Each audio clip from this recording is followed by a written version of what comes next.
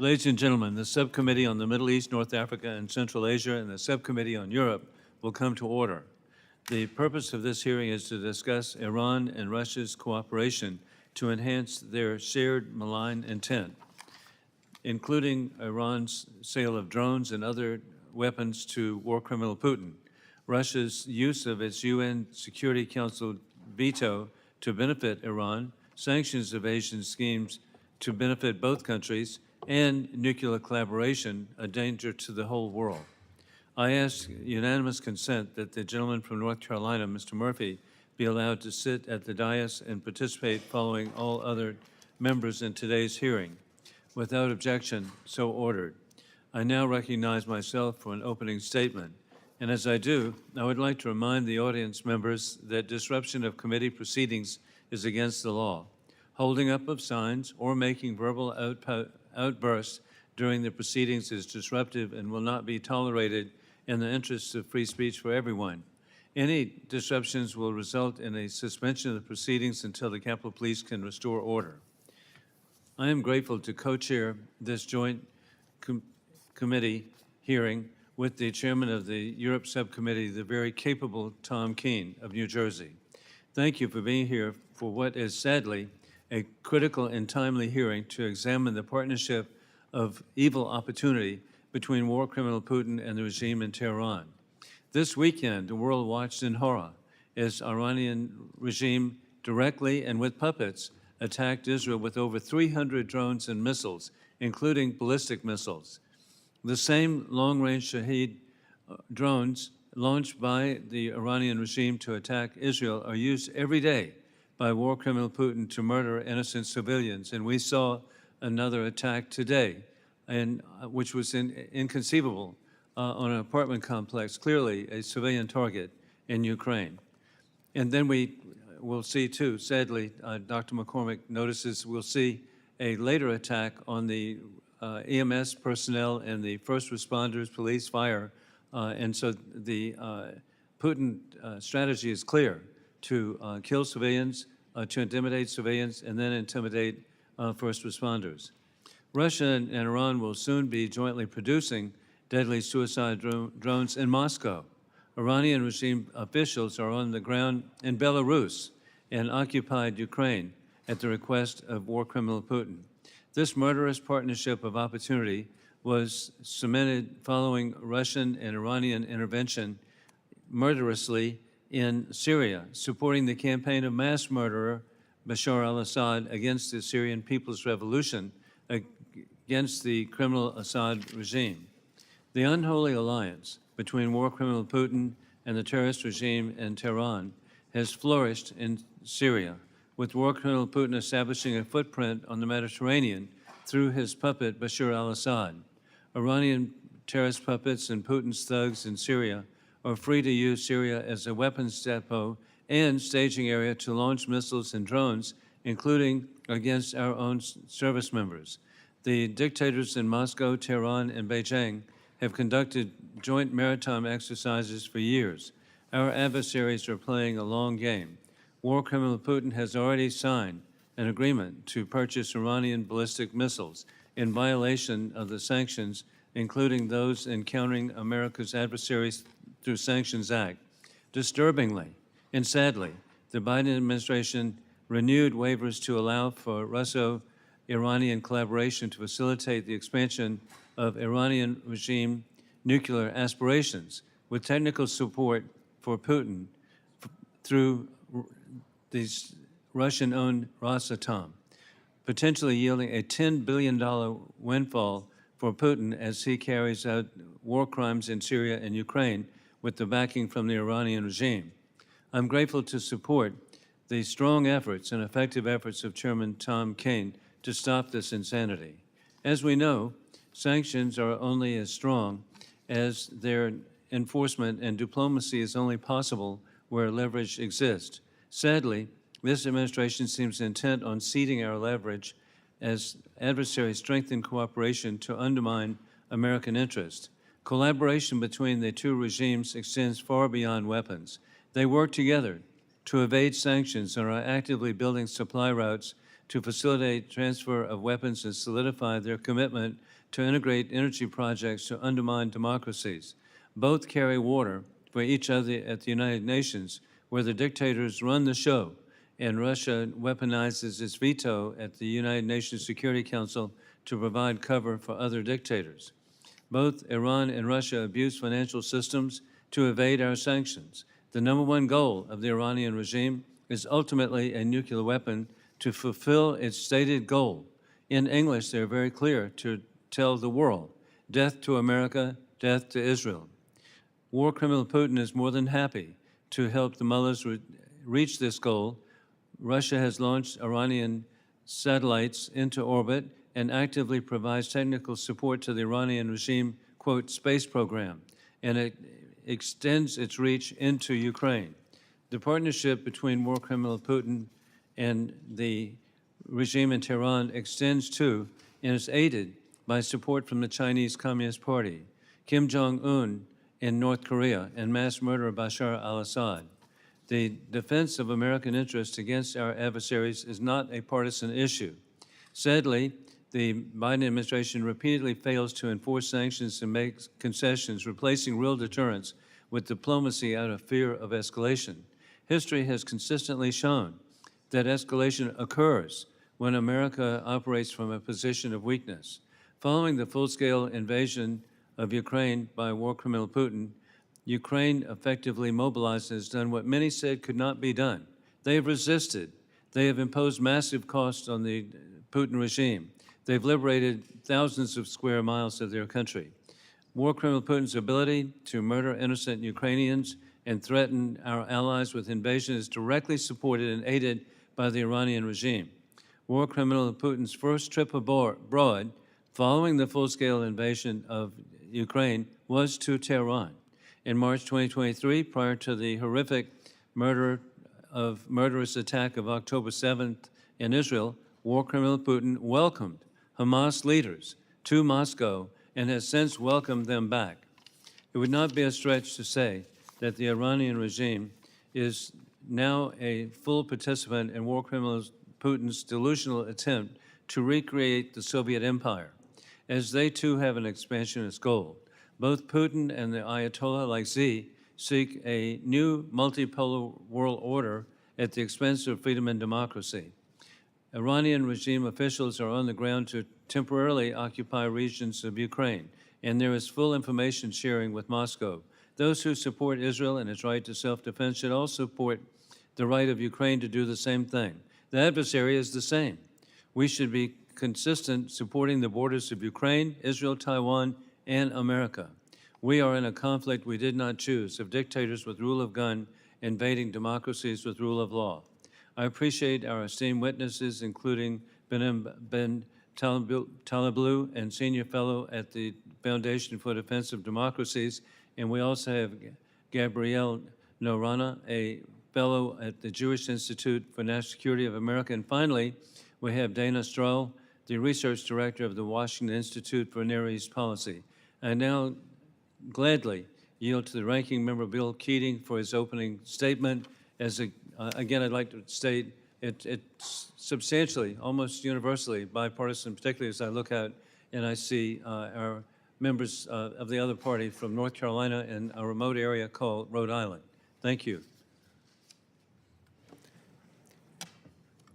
Well, thank you, Chairman Wilson, Chairman Kean, and our witnesses for being here today to discuss the deepening Russian-Iranian relationship and how the U.S. and our allies can work together to counter this authoritarian alliance. While we face many threats and much instability around the world today, Russia and Iran sit at the heart of resistance against the United States, the West, and the tenets of democracy and the rule of law. Just this weekend, Iran launched an unprecedented drone and missile attack against the state of Israel. Israel is America's closest ally in the Middle East and the only democracy in the region.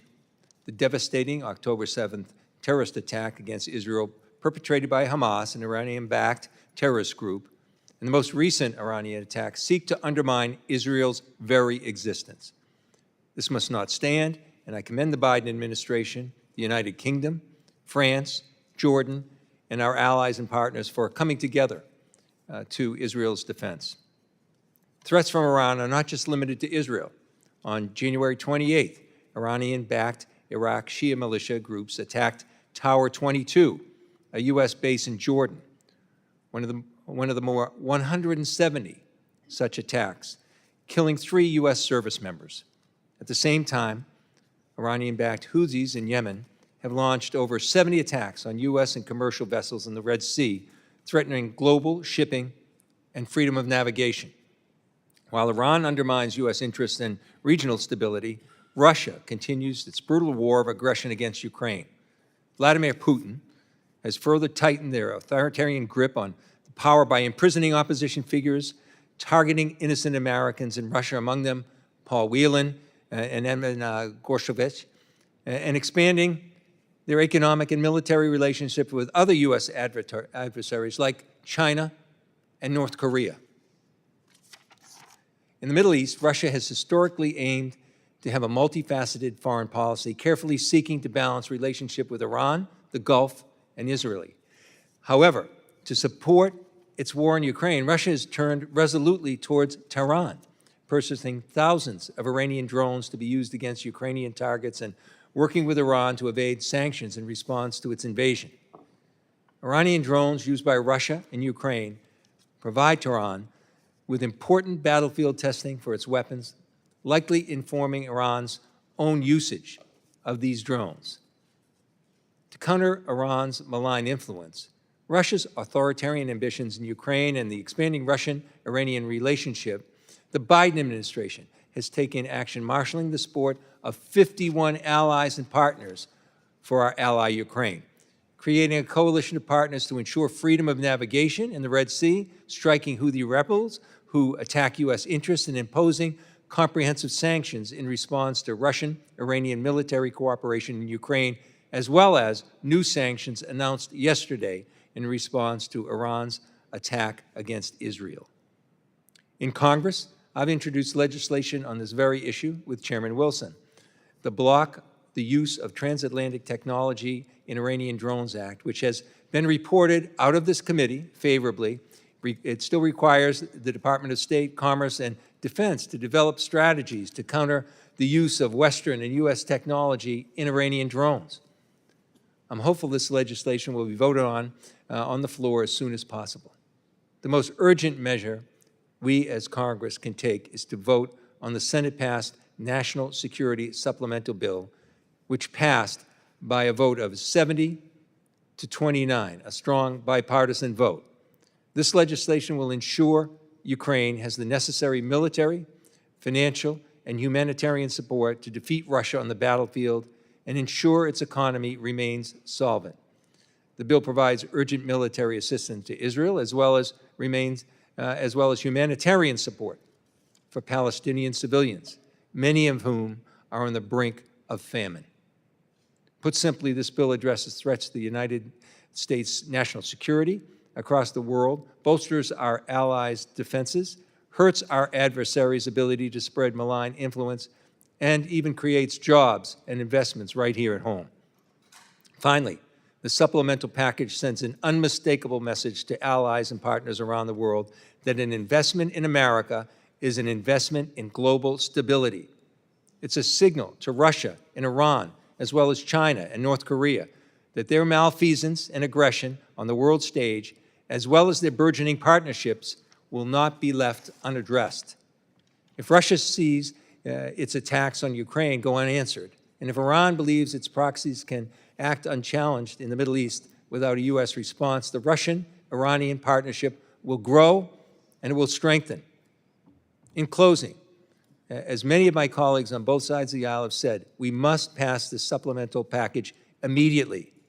Breaking up this package from what has been passed by the Senate creates unnecessary delay and uncertainty over whether the U.S. will answer the call for a Churchillian response for the defense of democracy or a Chamberlain response of appeasement. While we should work for any successful resolution, if this legislation stalls or is ineffective, we should sign the discharge petition and bring forth the Senate bipartisan bill to the floor as soon as possible. This is a moment. This is an historical moment, and it's a moment of urgency, and I hope that we can act on this bipartisan package coming from the Senate. I yield back. Thank you very much, Ranking Member Bill Keating, and I particularly want to thank you for referencing the January 28th that 3 young Americans who were reservists, Army reservists from Georgia, were killed by Hezbollah as puppets of Iran. And this should never be forgotten. And I just appreciate so much you referencing that. And with this, I'd like to now proceed to the Chairman of the Subcommittee on Europe, Congressman Tom Kean, for his opening statement. Thank you, Mr. Chairman. I want to thank you for your extraordinary leadership and long-standing leadership on this issue, and the importance of pulling this both committees together on this important day, on this important topic.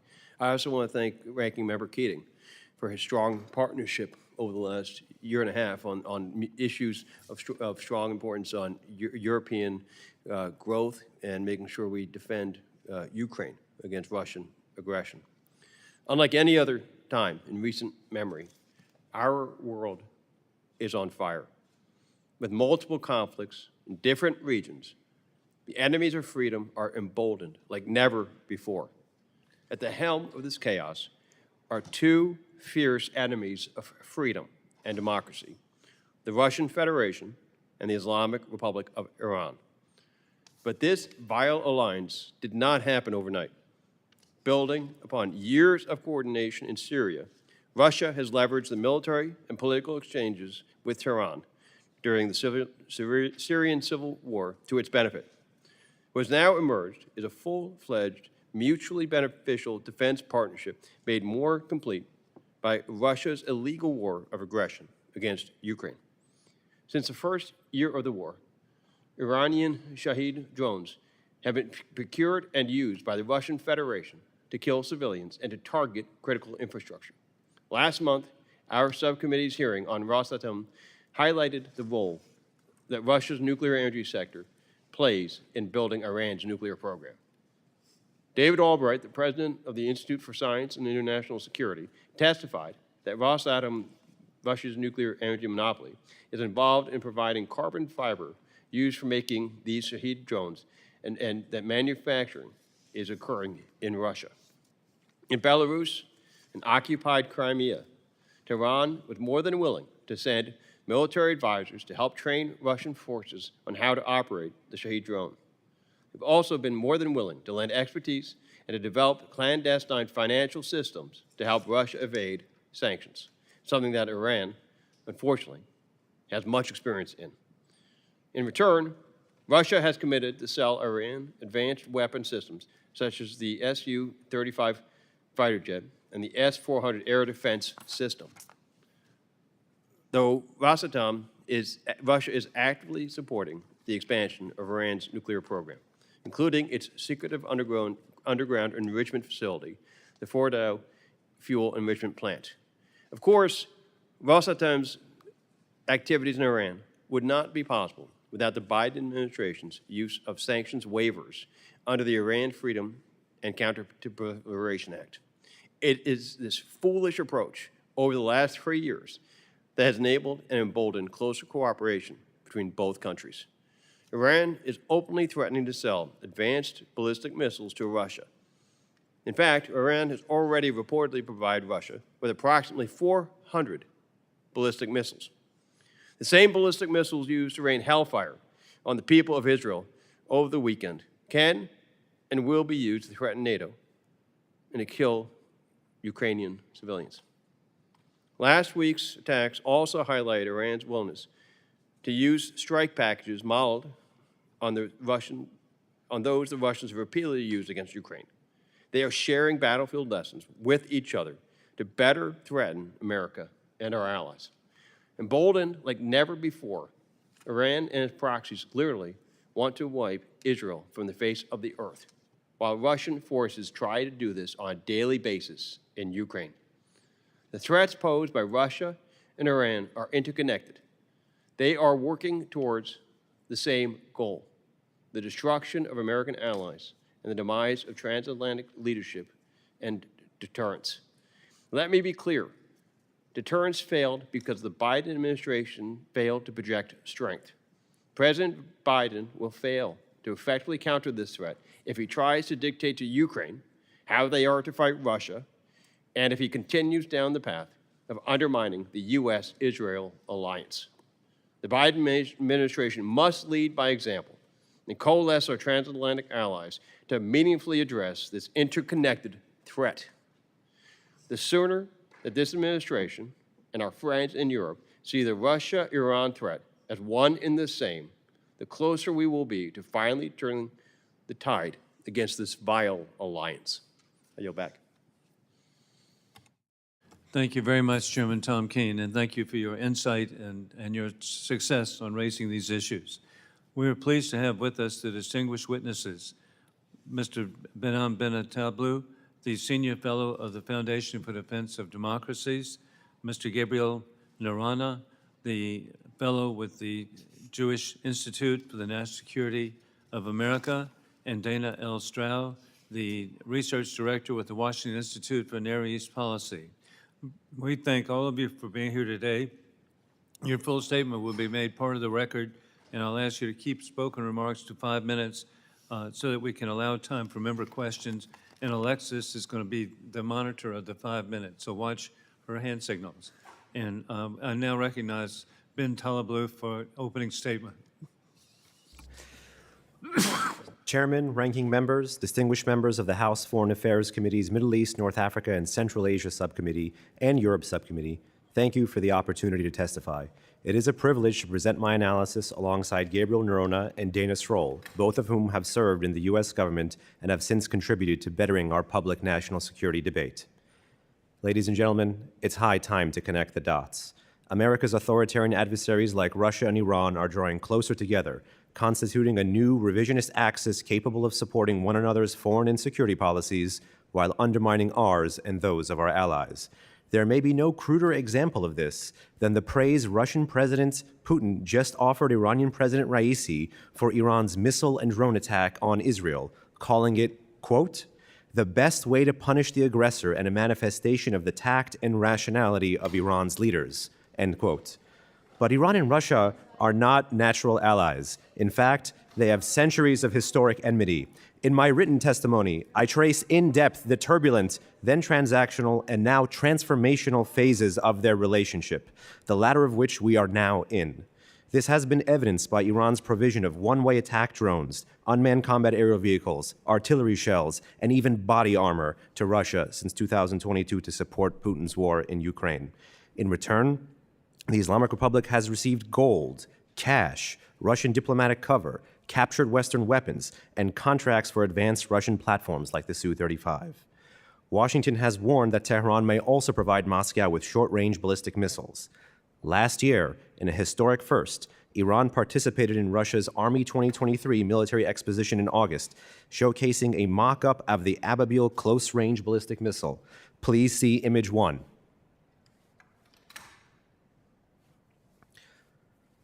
One month later, in September, Russia's defense minister visited an IRGC Aerospace Force exhibition in Tehran, where he inspected, among other things, the full Ababil missile. Please see Image 2. Iranian ballistic missiles would significantly alter the threat landscape in Ukraine by helping Russia conserve its own ballistic missiles and offer more opportunities for layered attacks. Ukraine also has comparatively less in the way of expensive ballistic missile defenses than it does air defenses. Looking ahead, Iran and Russia could easily deepen their relationships, be it in nuclear matters, sanctions busting, the cyber domain, or evicting the U.S. from Syria. In my testimony, I outlined several such areas, but here today I am choosing to ring the alarm bell over space and satellite cooperation. There is significant concern that Russia may be helping Iran launch spy satellites for military purposes that could make Iranian ballistic missiles more accurate. Late last year, in fact, a video emerged from summer 2019 showing IRGC Aerospace Force commander and his Russian counterpart in Tehran shaking hands after Iran proposed to Russia to create a drone command if Russia helped Iran create a space command. Please see Image 3. Congress can help offset this deepening cooperation by weakening each party. For example, 1. Through legislation, Congress has already set the stage for a better Iran policy that provides more options to deal with Iran's domestic suppression and foreign aggression. The Massa Act, the SHIP Act, and the Fight Crime Act are good examples. 2. Through oversight, Congress should inquire about the status and implementation of the Defend Act, which calls for establishing an integrated air and missile defense architecture in the Middle East. It should also inquire about the status of the task force the Biden administration claimed to create last year to combat Iran's acquisition of Western components for Iranian drones, which have ended up in Ukraine. 3. Through creativity, by considering the applicability of Iran sanctions and even terrorism sanctions to Russian targets, as well as the exposure of Iranian entities to existing Russian sanctions. A priority for Washington will be how best to target Russia and Iran's Caspian Sea-based sanctions busting. 4, through the bully pulpit, Congress should ring the alarm bell on both Russia and Iran's deepening ties with another party, China, as well as their repression of dissidents and protesters at home. 5, through pressure, Congress should press the administration to work with the E3 to snap back and restore UN sanctions on Iran before this option expires in 2025 October. Should this lapse, the West will not be able to use the UN Security Council to bring diplomatic pressure against Iran again, as Russia is poised to play the role of Iran's lawyer for the foreseeable future at international organizations. And 6, through financing. By passing the supplemental, Congress can make sure that our partners, which have been subject to attacks and predation by Putin's Russia and Khamenei's Iran, have the means to defend themselves. In my written testimony, I have offered additional policy recommendations aimed at tackling this rising relationship. Thank you for your time, attention, and the opportunity to testify. I look forward to your questions. Thank you. Thank you very much, Ben Taleblu. And we now recognize Mr. Noronha for his opening statement. Thank you, Chairman, ranking members, and distinguished members of the committee. Thank you for having me testify today. The West is under a joint assault from Iranian and Russian drones, missiles, and nuclear threats. And I think it's important to note that the same weapons fired at Israel this past weekend have been hurled at Ukraine for over 2 years now. We cannot hope to counter one threat and ignore the other. And I want to compliment this committee in particular for already working on some of those solutions. I'll offer a few new ones right here that haven't been legislated on yet. One of the most immediate developments that we must disrupt is increased Russian and Iranian weapons and munitions production that today will help Russia overwhelm Ukraine, but tomorrow could help Iran overwhelm Israel. Iran has built a joint drone production facility east of Moscow. 90% of those electrical and computer components are planned to be sourced from the United States, according to their own documents, 90%. A few solutions. First, Congress should require the manufacturers, the U.S. manufacturers of those components to verify their end destination if they are going to be exporting from the United States. We should outright prohibit all sales of these components to Turkey, the UAE, China, and Hong Kong, since they are major proliferation hubs to Russia and Iran.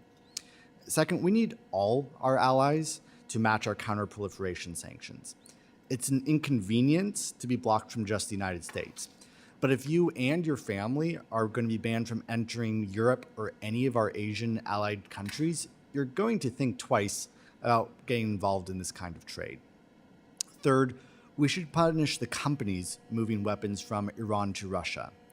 Iranian state airlines ferry many of the suicide drones, the military personnel, and other weapons to Russia. These terror airlines are already on the brink of bankruptcy, and we can push them over the edge.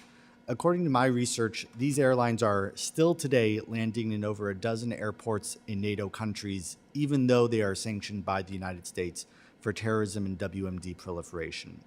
The airlines get hundreds of millions of dollars for these commercial flights to Europe. European governments are aware of this, and they've chosen not to crack down. I'd like to submit my report on this issue for the record, if I may. We must be willing to enforce our sanctions. Shall be admitted. We must be willing to enforce our sanctions on any airport that hosts these terror airlines, or the sanctions we have on the books already don't mean anything at all. Europe also hosts 15 Iranian state-owned banks sanctioned by the United States for terrorism and WMD proliferation. Those could be shut down tomorrow, and their assets sent to Ukraine for war reparations. Europe has refused to do this as well. If I may be frank, Congress needs to deal with the painful truth, which is that our European allies have thwarted nearly every effort to hold the Iranian regime accountable for their deadly work in Ukraine. In fact, senior European leaders often even embolden Iranian actions. This behavior is untenable, especially as Europe keeps asking Americans to help thwart an invasion powered by Iranian weapons. What is good for Russia is good for Iran. What is good for Iran is good for Russia. Europe likes to ignore that latter point. Europe and the Biden administration must also snap back the UN sanctions that, until they let expire last October, blocked, under international law, Iranian shipments of ammunition, drones, and ballistic missiles to Russia. As my colleague Behnam mentioned, we can restore these sanctions in under 30 days without the approval of Russia or China. And especially in light of Iran's brazen attack on Israel, this should be our minimum response. And we have to use this snapback soon. The tool will expire exactly 18 months from this evening. At that point, realistically, we are never getting UN sanctions back on Iran. On the nuclear file, Iranian and Russian nuclear cooperation is deeper than most people realize. My written testimony documents that there are now around 5,000 Russian nuclear personnel working inside Iran. The regime has also been asking Russia for help acquiring additional nuclear materials that could shorten its nuclear breakout time. Yet, the State Department has been rewarding this cooperation with sanctions waivers. and I want to agree fully with the letters signed by Chairman Kean and Wilson today. Those waivers helped Russia through its state-owned nuclear company Rosatom on their ongoing construction of 2 new nuclear reactors for Iran. Without those waivers, Rosatom could not receive payment for their work in Iran. And Rosatom's future work in Iran could earn them upwards of $50 billion this decade. Rosatom is instrumental to Russia's assault on Ukraine. As this committee has heard recently, we need to bankrupt Rosatom. I offer my thoughts on how to do this, how to bankrupt some of their oil sales, and several more specific ideas of how to weaken the 2 regimes in my full written testimony. Thank you, and I look forward to your questions. Mr. Noronha, thank you so much, and I want to give you some good news, and that is that everyone here voted yesterday for a legislation called No Technology for Terror, right in line with the concerns you expressed, and it was presciently offered by Congressman Nathaniel Moran of Texas. And so with good suggestions, and I'm really grateful that we have members of Congress who, vast majority, will be very happy to work with the 3 of you. And Ms. Stroul, for your opening statement. Chairman Wilson and Kean, Ranking Member Keating, and honorable members of the subcommittees, thank you for the opportunity to testify today on this critical issue. 2 observations up front. Policymakers and analysts have long insisted that the relationship between Moscow and Tehran would never rise beyond the tactical due to long-standing historical animosity and ideological differences. Today, that view no longer holds water. The geopolitical landscape incentivizes both governments to strengthen a strategic alliance. Secondly, there has long been an assumption that Russia is the dominant player in this bilateral relationship and can be relied upon to moderate Iran's actions. Today, the balance of leverage has shifted. Russia's reliance on Iranian weapons to sustain its war in Ukraine means that Iran has the upper hand. This cooperation has implications in the following areas: military coordination. Citizens in Ukraine and citizens in the Middle East are suffering from the same Iranian weapons. Russia's willingness to provide Iran advanced fighter aircraft, upgraded air defense capabilities, and other military technology poses a serious risk to the balance of power in the Middle East. Russia and Iran are using Ukraine and the Middle East as a battlefield lab to improve their weapons and develop techniques to overcome U.S. and allied capabilities. This has implications for the security of U.S. origin defense equipment, and as they learn lessons about U.S. and NATO air defenses, those vulnerabilities will be transferred to other adversaries developing their own plans for future wars. It means our military planners need to update war plans, and that we need to reassess our own defense sales and arms sales so that the balance of power remains in our favor. Nuclear nonproliferation. We should expect that Russia will block U.S. and European efforts to constrain and walk back Iran's steps toward its own nuclear threshold status. Sanctions. As the 2 most sanctioned countries in the world, Tehran and Moscow are actively engaged in activities to circumvent, evade, and weaken the potency of our sanctions. Diplomacy. Russia is using its seat at the UN Security Council and other international bodies like the IAEA to shield Iran from accountability for its actions. And domestic suppression. Iran and Russia are exchanging best practices to crush protests, undermine citizen organization efforts, and maintain mass surveillance programs against their own people. This cooperation challenges values that we have long held as critical for global stability, human rights, representative governance, and transparency. Moreover, they are working to undermine democratic processes through election interference and disinformation, including here in the United States. Iran's complex state-on-state attack against Israel on April 13th bears the hallmarks of Russian attacks on Ukraine. Iran enables Russia to continue its war, including the deliberate targeting of Ukrainian civilians. Iran is extracting from Russia lessons in combined strike packages, how to improve the lethality of their weapons, and how to overcome Western air defenses. While there is debate here about security assistance to Ukraine, there is no hesitation by Tehran to continue supporting Russia. Though Iran's attack against Israel failed this weekend, we should expect that Moscow and Tehran will improve military operations against Ukraine, Israel, and others in the Middle East going forward. Future attacks will be more lethal. To counter this cooperation, we can take the following steps. Continue sanctions enforcement and expand sanctions. Russia will not be able to maintain payment schedules and provide Tehran and other owners of Russian-origin military equipment with spare parts. Now we need to expand it and coordinate with European partners. Engage the private sector. U.S. and Western parts are ending up in Iranian-manufactured attack drones. We need more education and outreach to help ensure compliance with sanctions and raise awareness of customers seeking to acquire off-the-shelf commercial dual-use products for lethal purposes. Continue downgrading intelligence to expose this malign Iranian-Russian cooperation. It underscores America's value as a reliable actor committed to defending the sovereignty and security of our partners. Increase public diplomacy to counter Iranian and Russian misinformation, and maintain programs that seek to reach civil society in Iran and Russia, drawing a distinction between the regimes and the leadership and the people of these countries. And emphasize the benefits of U.S. partnership and coalitions. The performance of European and Arab partners working together to disrupt Iran's attack this weekend is the clearest proof of concept that we should be the partner of choice for countries who benefit from the current international order. We are the only military capable of operationally integrating our partners, informed by unparalleled intelligence and unmatched technology.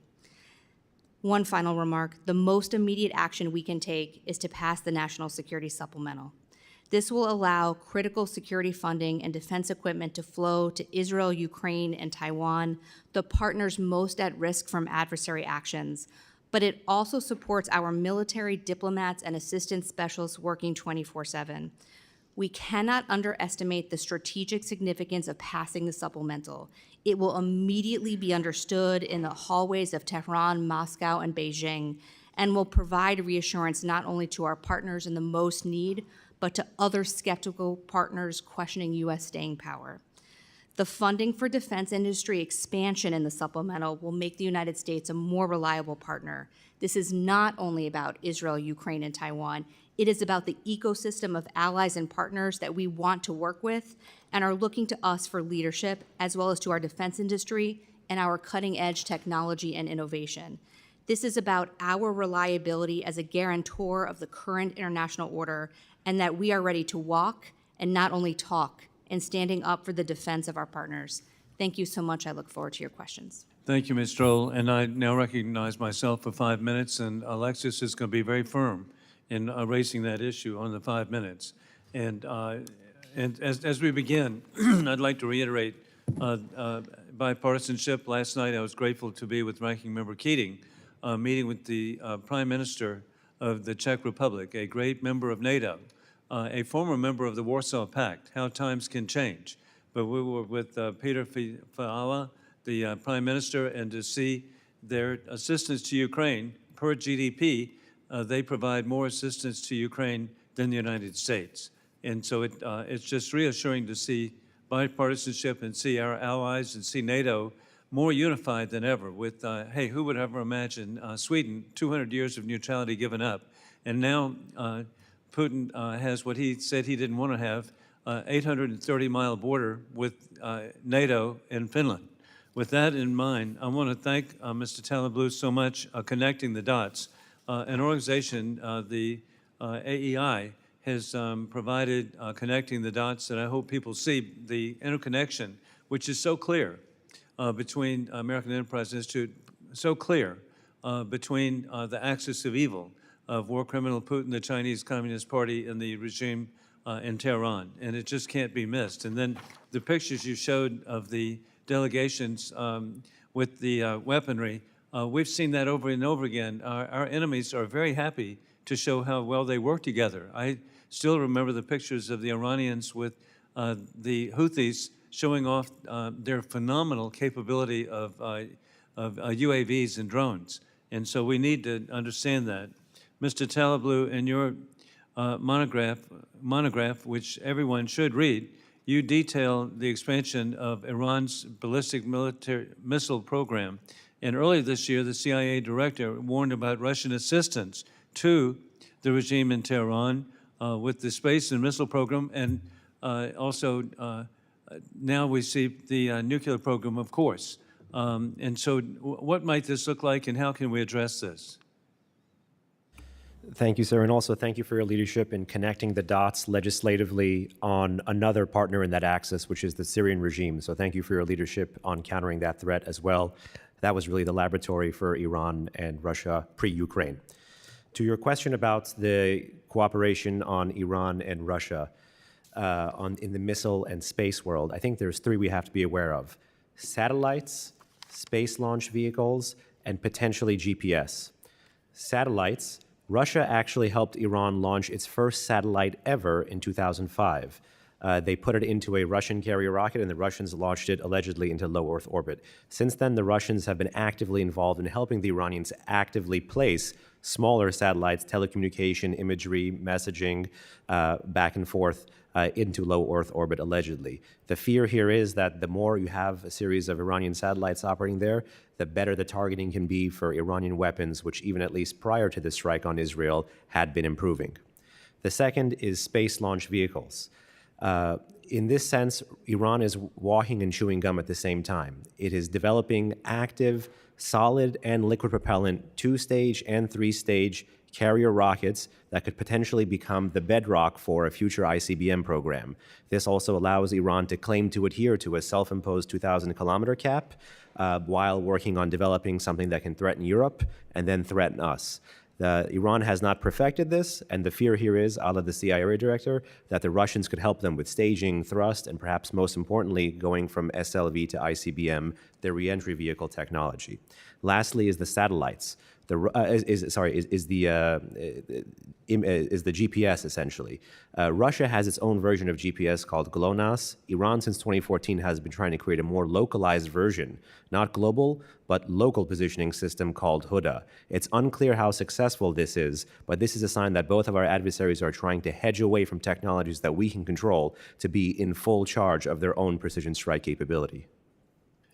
Thank you for raising that, because they've already got the ballistic missile capability to strike Greece, Bulgaria, India, and so this is so serious and must be addressed. And Mr. Noronha, the illegal aggression of Putin and Ukraine, how has that affected their ability to help Bashar al-Assad? Massively, because it has taken so much of the allied effort off of the Bashar al-Assad regime. Our Middle Eastern partners are also lifting their prohibitions against dealing with Assad for a number of reasons, but partly, again, the West has taken its eye off of Syria. We aren't putting pressure on. And one thing that I've noticed, particularly in recently, is there's this focus on saying, the deaths of Palestinians, all of which are tragic, and a complete ignorance of the fact that Assad was brutally massacring 10,000 Palestinians, even more, in Syria, and has gotten really no approbation for that. Thank you for raising that to our attention. Now, Ranking Member Bill Keating. Well, thank you, Mr. Chairman.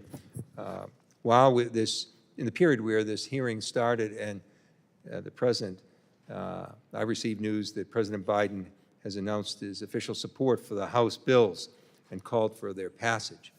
In this extraordinary effort of bipartisanship by the President, I hope that if we do have delays here in the House, and as the terrain hardens and the mud season ends in Ukraine and the threat of greater attack on the ground by Russia becomes graver, I hope that if there's a delay in this, that my Republican colleagues will move on a discharge and sign the discharge petition if indeed there's a dilatory attempts to stop this type of funding that we now have the House leadership and the President and the Senate all in accord with. So I hope that efforts to do that, because this moment is a perilous moment for Ukraine right now.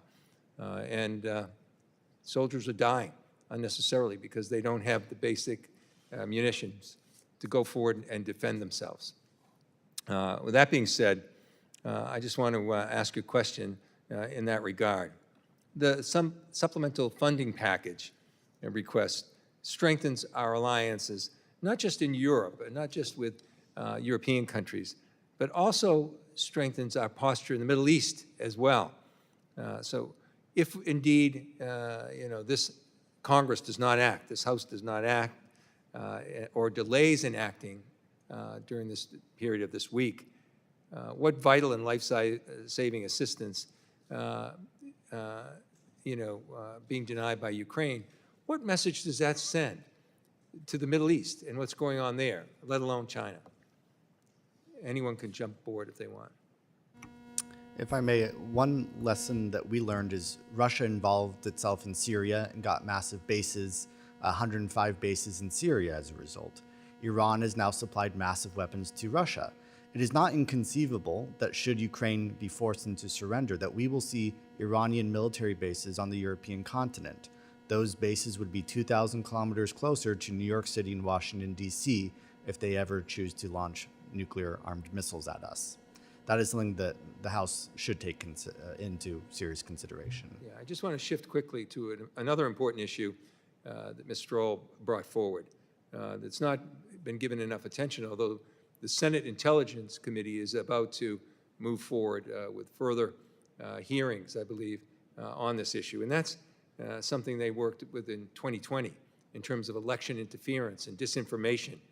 Ms. Stroul, how important and what a great threat that presents going forward to this period of time during an election year. Can you expand on your comments about and your concerns on that kind of election interference as well? Thank you for the question. Russia and Iran are clearly working together on a playbook to undermine democracies and representative governments. They learned valuable lessons about how to stoke political discourse and spread lies and information in 2020. We know that they've continued to do it here in the United States and that they're gearing up to do more of it. Two, Iran has been successful in undermining electoral processes in other countries. A good example is Iraq, where Iranian influence, meddling, payment to political parties, pressuring of politicians absolutely shifted the political discourse and parties during a government formation period that resulted in the longest government formation period in the history of Iraq. There's no question that they are exchanging information about these tactics and techniques and preparing to foment discord and division because they see a weak and divided America as better for their alliance and to be deflecting from what they are doing in both Europe and the Middle East. Yeah, it's an important point that you brought forward because, you look at so many factors. You look at the Wagner Group, for instance, reports that they were giving weapons to Hezbollah as well. So you see this kind of military coordination that's occurring. But I think your point in terms of the hybrid warfare that Russia uses is also being used by Iran during this period. And as we gather for this hearing and look at that kind of coordination between Moscow and Tehran, we can't forget all the aspects of hybrid warfare that they're doing. I really appreciate you bringing that point, and I yield back. Thank you very much, Ranking Member Bill Keating. We now proceed to Chairman Tom Kean of New Jersey. Thank you, Mr. Chairman. In the coming days, the EU will propose new sanctions against Iran after the regime launched over 200 drones and ballistic missiles towards Israel. The EU is looking to expand sanctions imposed on Iran for supplying Russia with drones and missiles to possibly include components.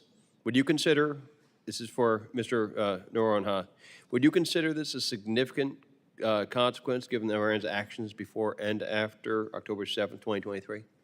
It entirely depends on the nature of these sanctions. My guess is that no, they will not be very serious. The regime in Iran will not take this as a significant escalation unless they do the UN snapback of sanctions. That is significant. That would impose real costs. Anything short of that is a little window dressing, in my view.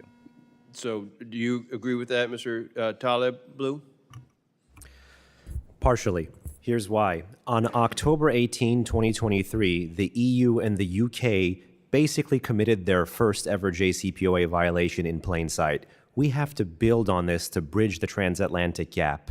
The EU retained over 200 missile, military, and nuclear entities that it had promised to give away. And as you know, during the Trump period, the Europeans had no problem drawing a sharp contrast with us and rewarding Iran and chastising us. What we have to do now to work up to the snapback that both Gabe and I want, and both Gabe and I have called for, is a incremental approach. The problem is I would love the snapback, but I know the Europeans, they're probably not going to go for it. So what we have to do is build on what they have retained and share the targeting information of every single missile, military, and nuclear entity that we have sanctioned since leaving the deal in 2018 to bridge that gap and serve as an architecture to get to snapback. If I may, what glaring gaps exist in the current EU sanctions regime against Iran, and how do these gaps allow Russian aggression and assist their geopolitical goals?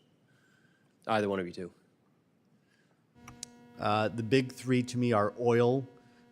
Europe does not have sanctions on Iran's oil export or their gas exports. Second one, very easy one to do, is banks. That's hard if they're still in the JCPOA to sanction all of Iran's banks. They need to get out of the JCPOA to do so. And then what I would say is airlines, which I mentioned in my testimony, and then finally financial networks. Currently, you can conduct financial transactions within the EU to Iran.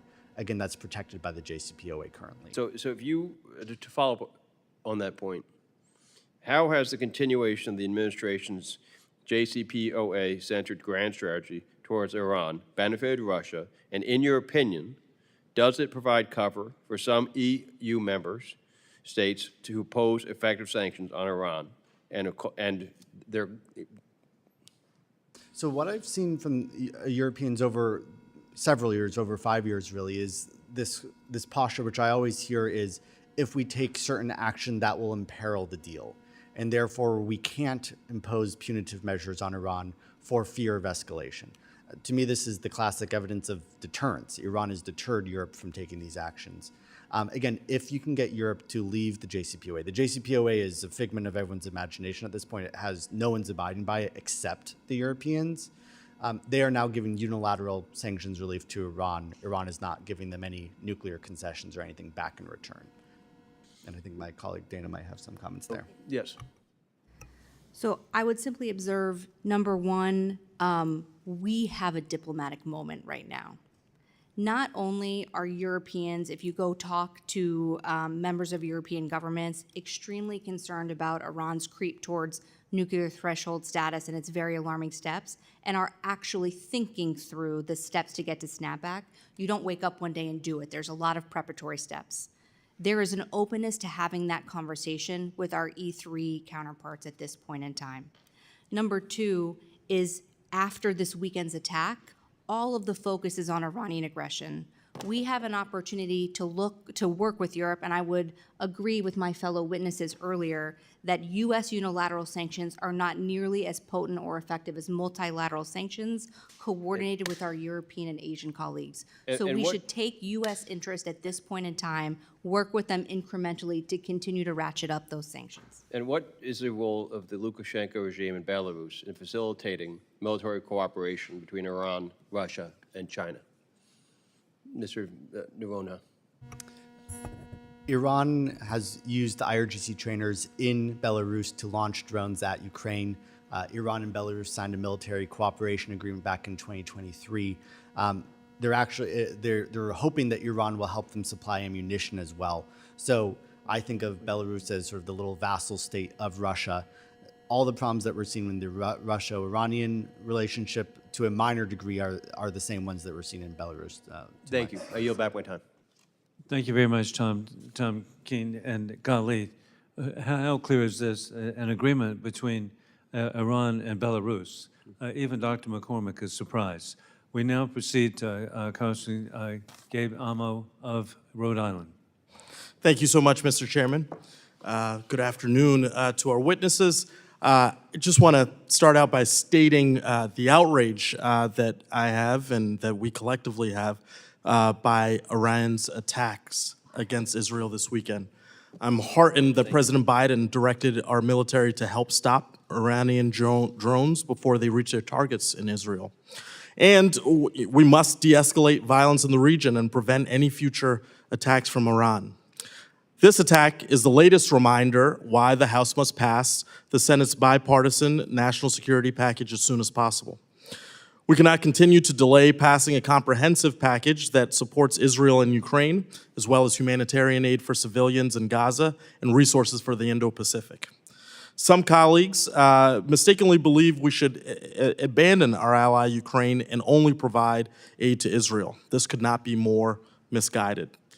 Russia's invasion of Ukraine and Iran's attacks on Israel do not occur in isolation.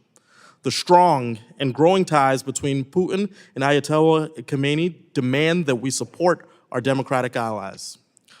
Russia has been purchasing drones from Iran in its illegal invasion in Ukraine. These are the same types of drones that Iran used in its recent attack on Israel. In exchange, Russia provides Israel with digital surveillance technology and anti-tank and anti-aircraft systems captured in Ukraine. These are advanced systems that Iran would not otherwise have because of U.S. sanctions.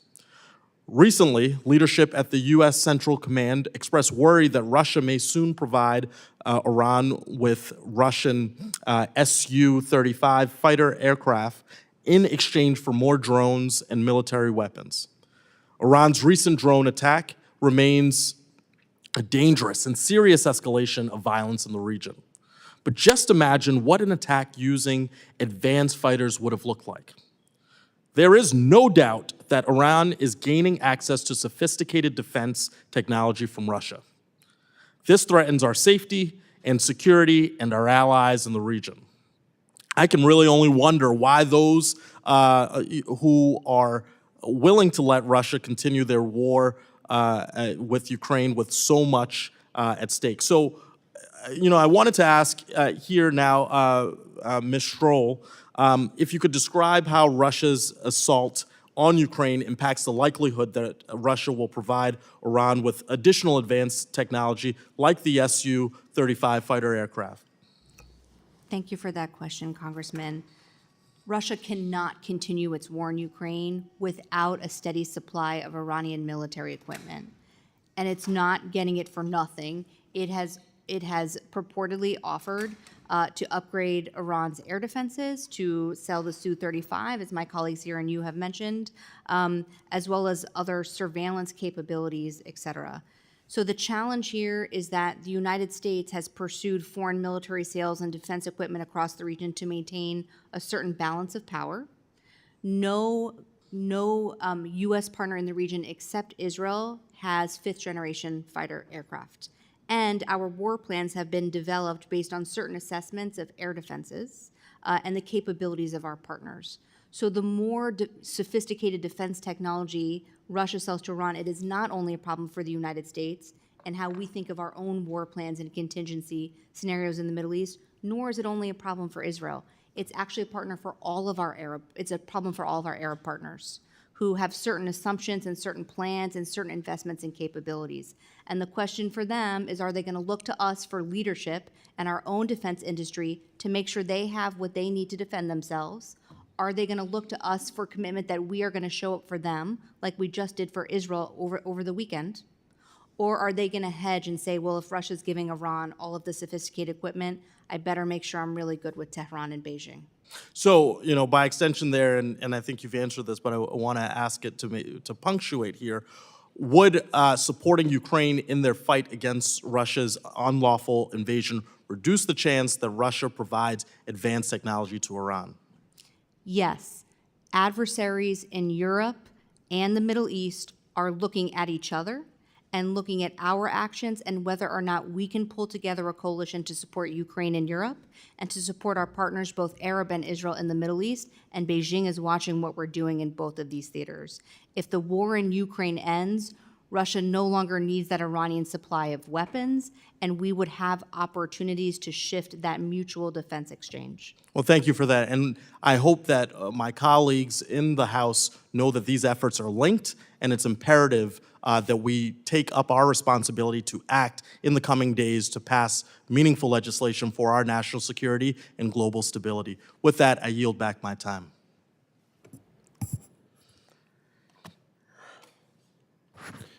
Thank you very much, Congressman, and we appreciate the freshman from Rhode Island. We now proceed to Ambassador Ann Wagner of Missouri. I thank you, Mr. Chairman, and I thank both our Europe and Middle Eastern subcommittees for organizing this incredibly timely and important hearing. In every corner of the globe, America's adversaries are lined up to attack our interests and our allies. Iran's unprecedented direct attack on Israel is a clear warning. Russia, China, and Iran are dangerously emboldened. This crisis demands strong American leadership to disrupt the new axis of evil. Mr. Taleblu, the Washington Post published extensive reporting on Monday on the deepening Russian-Iranian security partnership, including its ramifications for Iran's drone and fighter jet and air defense programs. How will these concerning new partnerships improve Iranian capabilities and embolden Iran to further destabilize the region? And how should the U.S. be working with Israel and other regional partners to better counter this rapidly changing threat? It actually stands to significantly deepen the cooperation that we've already seen well underway. The test run in Syria, the growing use in Ukraine, and the potential to translate that into a third theater if there is, again, Russo-Iranian strategic convergence that is based on opposing us and our partners. It's been very interesting to hear over the past decade and a half, in nearly every jurisdiction where U.S. policymakers and even U.S. lawmakers say there is no military solution, the likes of Russia, Iran, and the rest of the Axis have actually found a military solution. So this is the imperative of countering their deepening mill-to-mill ties. We have to actually think creatively, and even sometimes on the military side, about how to offset this. A couple of concerning areas. Iran learned from Russia, actually, in the Ukrainian theater, how to shadow drones. Russians have lots of manned aircraft, jets, fighters, just like jets go behind one another. This was reported by Bloomberg, and hide behind the other jet. Drones can go behind one another and hide behind each other. And that's precisely how, in January of this year, using a Shahed 101 drone, Iran killed 3 U.S. service persons in Jordan by mirroring, allegedly, another American drone that was coming in, going up right behind it, and then exploding. So this is lethal. And there you have it. And according to Reuters' article in February, Iran transferred approximately 400 missiles to Moscow, including short-range ballistic missiles. The administration has yet to confirm the transfer of ballistic missile systems, even with Tehran threatening further transfers. And so, Mr. Taleblu, why won't the administration acknowledge the transfer of these weapon systems? And what added capabilities does this give the Russian Federation in Ukraine? To date, to be honest, we haven't seen the appearance of Iranian ballistic missiles on the battlefield in Ukraine. But it's more a question of when, not if, these systems will come. They've transferred 400 missiles, so it's when, not if. Exactly. And what added capabilities The will they added have? capability is it allows Russia to conserve more of its own stockpile, use up these foreign weapons. By the way, the North Koreans have even ballistic missiles. And when you marry up, just like we saw in the strike over the weekend, ballistic missiles, which fly high and fast, cruise missiles, which fly low and slow, and drones, which fly even lower and slower, you have a robust strike package that can overwhelm even the most advanced and integrated air and missile defenses. So that is exactly what Russia is trying to do to Ukraine, and they're doing it on the cheap by using the weapons of the other members of the Axis. Thank you. It's very, very disturbing. Very disturbing. Mr. Noronha, what role is Western technology playing in sustaining Iran's ability to produce lethal weapons like the Shahed 136 drone? And what more can be done to cut off Iran's procurement of the parts and the technologies they use for drone production? Well, thank you. As I noted in my testimony, 90% right now is the estimate of how many, 90% of their most advanced components are all coming from Western and mostly American companies in Massachusetts, Texas, Virginia. So the issue is some of these you can go buy on Amazon, but some of these are more specialized, and we need to, it's going to be a tough regulatory issue, but we need to crack down and say, in the same way that we have ITAR regulations, apply those things to any of the components which are being used in those drones. It's going to be cumbersome, but it's unfortunately necessary. Well, it absolutely is. The world's on fire, and we cannot bury our heads in the sand, and we cannot allow U.S. technology to be used in this kind of nefarious fashion, nor can we allow this axis of evil to move forward. So my time has expired. I thank you for the work that you're doing. We have to triple down on it as a Congress and as those that are working in the administration. Mr. Chairman, I thank you and I yield back. Thank you very much, Congresswoman and former Ambassador Ann Wagner of Missouri. We now proceed to Congressman Dina Titus of Nevada. Thank you, Mr. Chairman. Thank you for the hearing. We've been hearing how Moscow and Tehran have historically been close partners. It's mostly been driven by shared hostility towards the U.S., but nonetheless, despite after the fall of the Soviet Union, we had better relations with Russia, but they still kept cordial relations with Iran. Now, we've heard a lot about Iran supplying the drones or unmanned vehicles to Russia. Even they've built a factory on the outskirts of Moscow, I understand. But I'd like to talk more about how Russia is aiding Iran. You mentioned, Ms. Stroul, about the M16 35s and I think the Su 35s. Could you talk a little bit more about that relationship and how it's upsetting the balance in the Middle East as opposed to the other direction that it's going? Thank you for that question. Russia in the Middle East has been the second most significant arms supplier to countries, second to the United States up until now. But what we're seeing is a decision by Russia to transfer increasingly sophisticated defense technology to Iran. It has the potential to enable Iran to have more advanced fighter aircraft than some of our longstanding Arab partners in the region. There is potential for Iran to have more upgraded and advanced air defense radars, which will require updating our own war plans should there be a need to go to war with Iran, should they take certain steps. President Biden has always said military options are on the table. There are a range of other capabilities, and I also heard from my colleagues about space launch vehicles, et cetera. All of this changes the balance of power.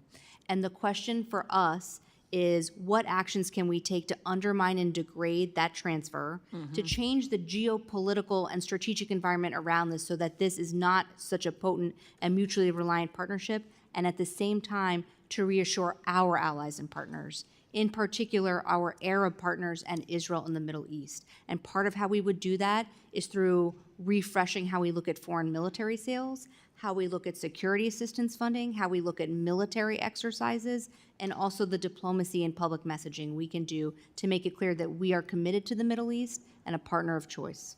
So you don't see this as just a temporary matter of convenience because of the certain circumstances in Ukraine. You see this as part of the big picture long term.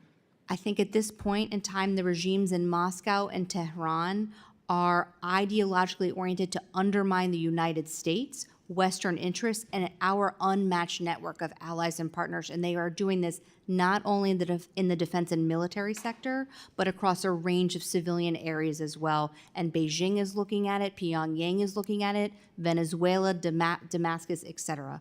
And we have to think about what the convergence of all of these adversary, disruptive, revisionist leaders working to undermine the international order from which we benefit today. And that's going to require doubling down on shoring up our own alliances and partnerships, as well as maintaining a variety of coercive measures to degrade this emerging alliance. You see any of this going on in Turkey?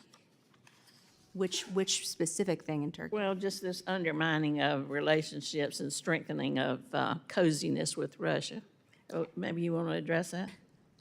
There's one that immediately comes to mind, which is Turkey, as you know, is a member of NATO, but also has the S-400. That's the most advanced Russian surface-air missile system, and it's a historic first for Russia to be able to puncture the NATO alliance system with Russian weapons. Now, let's actually contrast that with Iran. Iran is not in NATO, and Iran has the S-300. So Iran has an even lesser advanced version of the Russian air defense system that the Russians were willing to sell a NATO country. So in this sense, To a NATO country, Russia can sell exceptionally advanced technology, hoping to create a spoiler. If you know, during the Cold War, Turkey's Western alliance was essential for a lot of our intelligence and military successes in that area. Now, with a country outside of NATO, like the Islamic Republic, you can give significantly more advanced, but not all the way up advanced, surface-to-air missile technology to make any potential American or Israeli strike on Iranian territory even harder. So it's a layered approach. They know how to take advantage of the existing alliance structures while keeping themselves at a distance.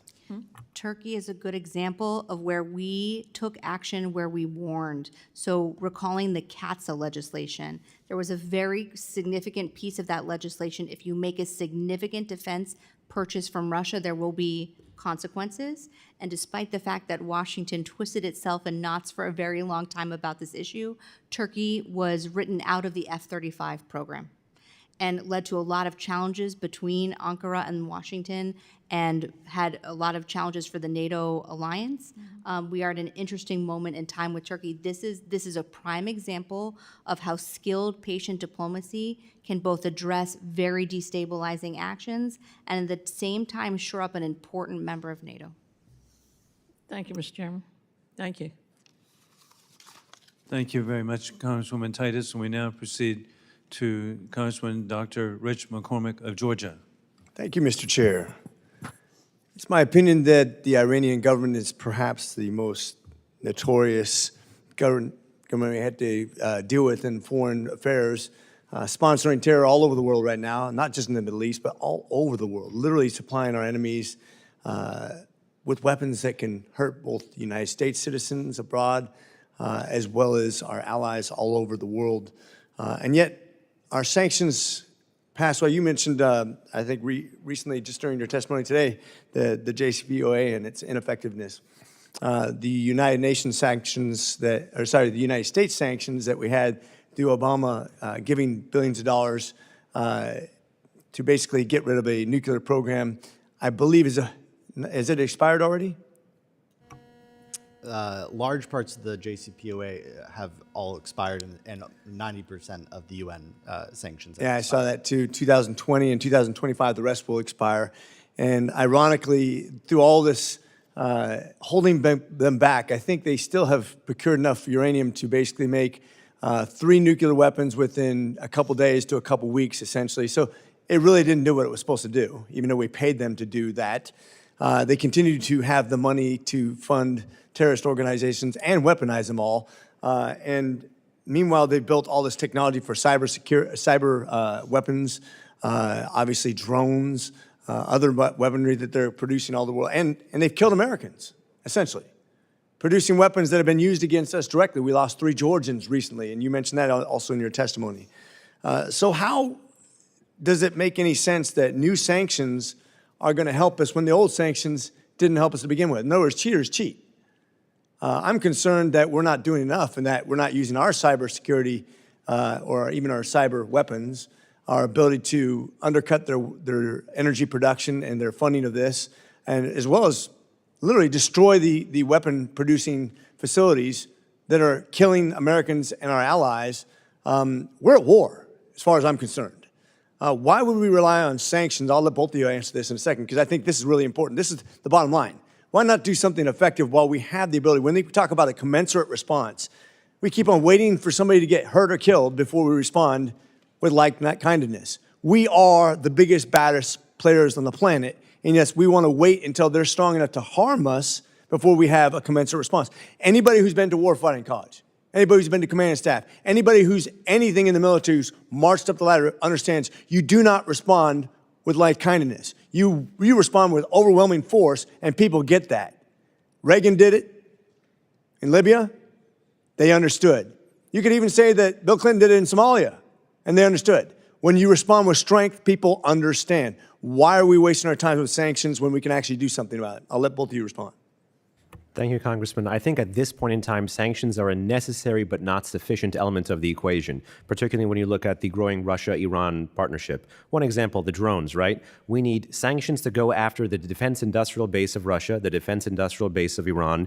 You need good regulatory measures and tough export controls to go after the technology that goes into those weapons that feed into the foreign and domestic supply chains. Then on the back end, you need good local intelligence in the places that the Iranians and Russians are using the drones to figure out the battle tactics, to figure out how they're used. You need to make sure that your partners in those local jurisdictions have good air and missile defenses to shoot them down.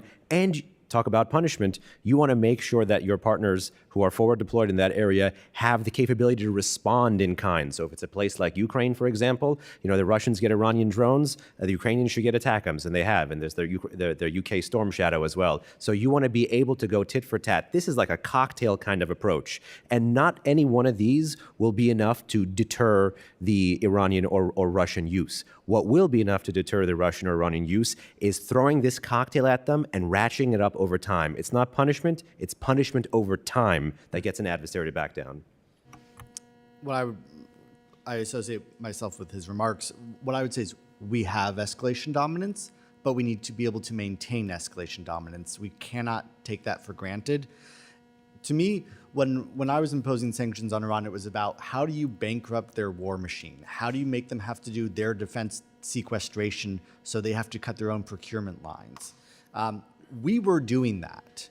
They had to shutter some of their centrifuges because they couldn't even buy new centrifuges. They couldn't produce certain munition rounds and tanks.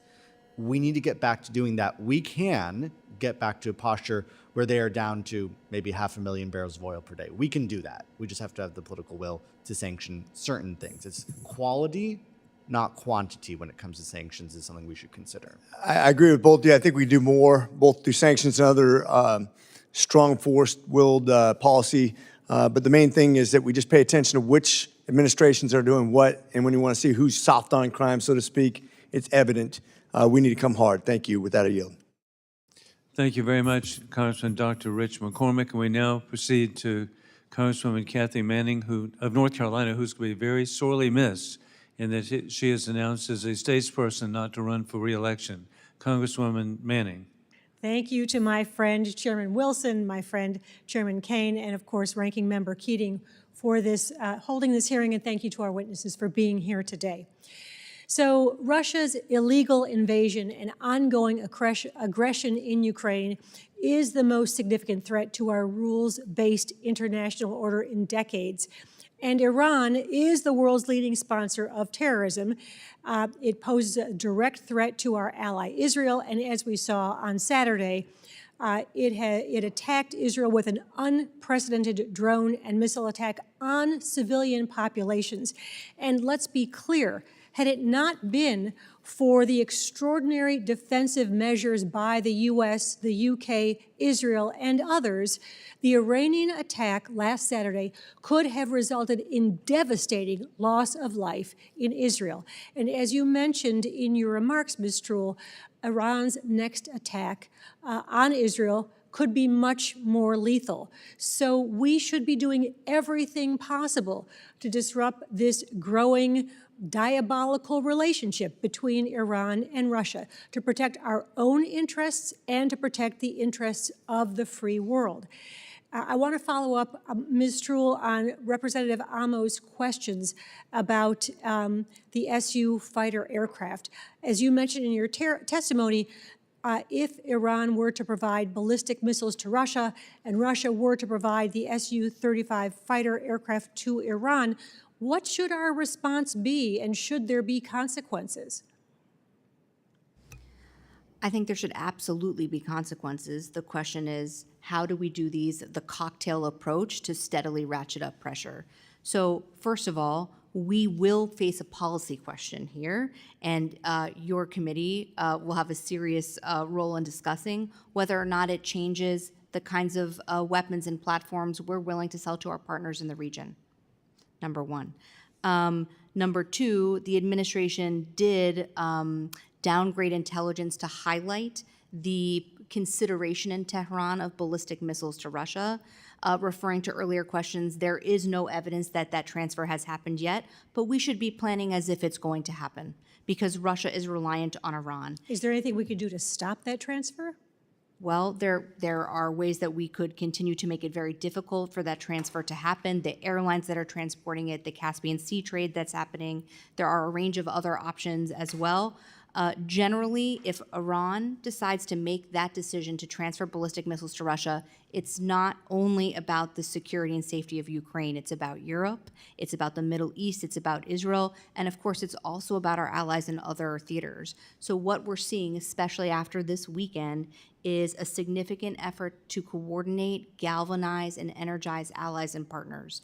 The sanctions being contemplated this week, I think, are a step and an important first step, but it can't stop there. And we're going to have to continue this coordination. Let me just follow up on that question because Russia and Iran are two of the most sanctioned countries in the world. So given that reality, we can talk about more sanctions, but what is the single most significant thing the U.S. or our partners and allies could do to force a change of behavior in these regimes? I'm not sure there's one most significant single thing. I do think we have to be smart about sanctions. One of the reasons that both of them have not felt the pressure as hydrocarbon economies is because they are trading lessons on how to do illicit ship-to-ship oil transfers at sea, turning off the GPS corresponders of the ships. We have for a long time thought through how to deny Iran access to SWIFT, the international financial mechanism. They're developing an alternative to SWIFT. They are working on de-dollarizing their trade. If they continue with these very significant economic moves, and then you have a Beijing, a Pyongyang, a Caracas join in, then we have a serious challenge with the efficacy of our sanctions regimes, which means we cannot do this alone and unilaterally. We have to be working with our allies and partners. Thank you. Mr. Noronha, you wanted to jump in. To build off of my colleague's comments, I think Europe might actually have more leverage than we do on this because we've done so many of these things.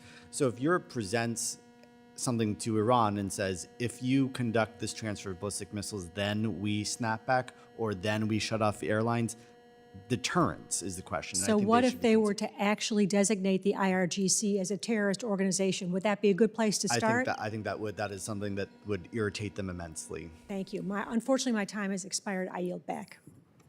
Thank you very much, Congressman Kathy Manning of North Carolina. We now proceed to Congressman Darrell Issa of California. Thank you, Chairman. Ms. Stroul, I'm going to continue on where you left off. Is it fair to say that in the case of Iran, if you don't cut off the oil, you cut off nothing?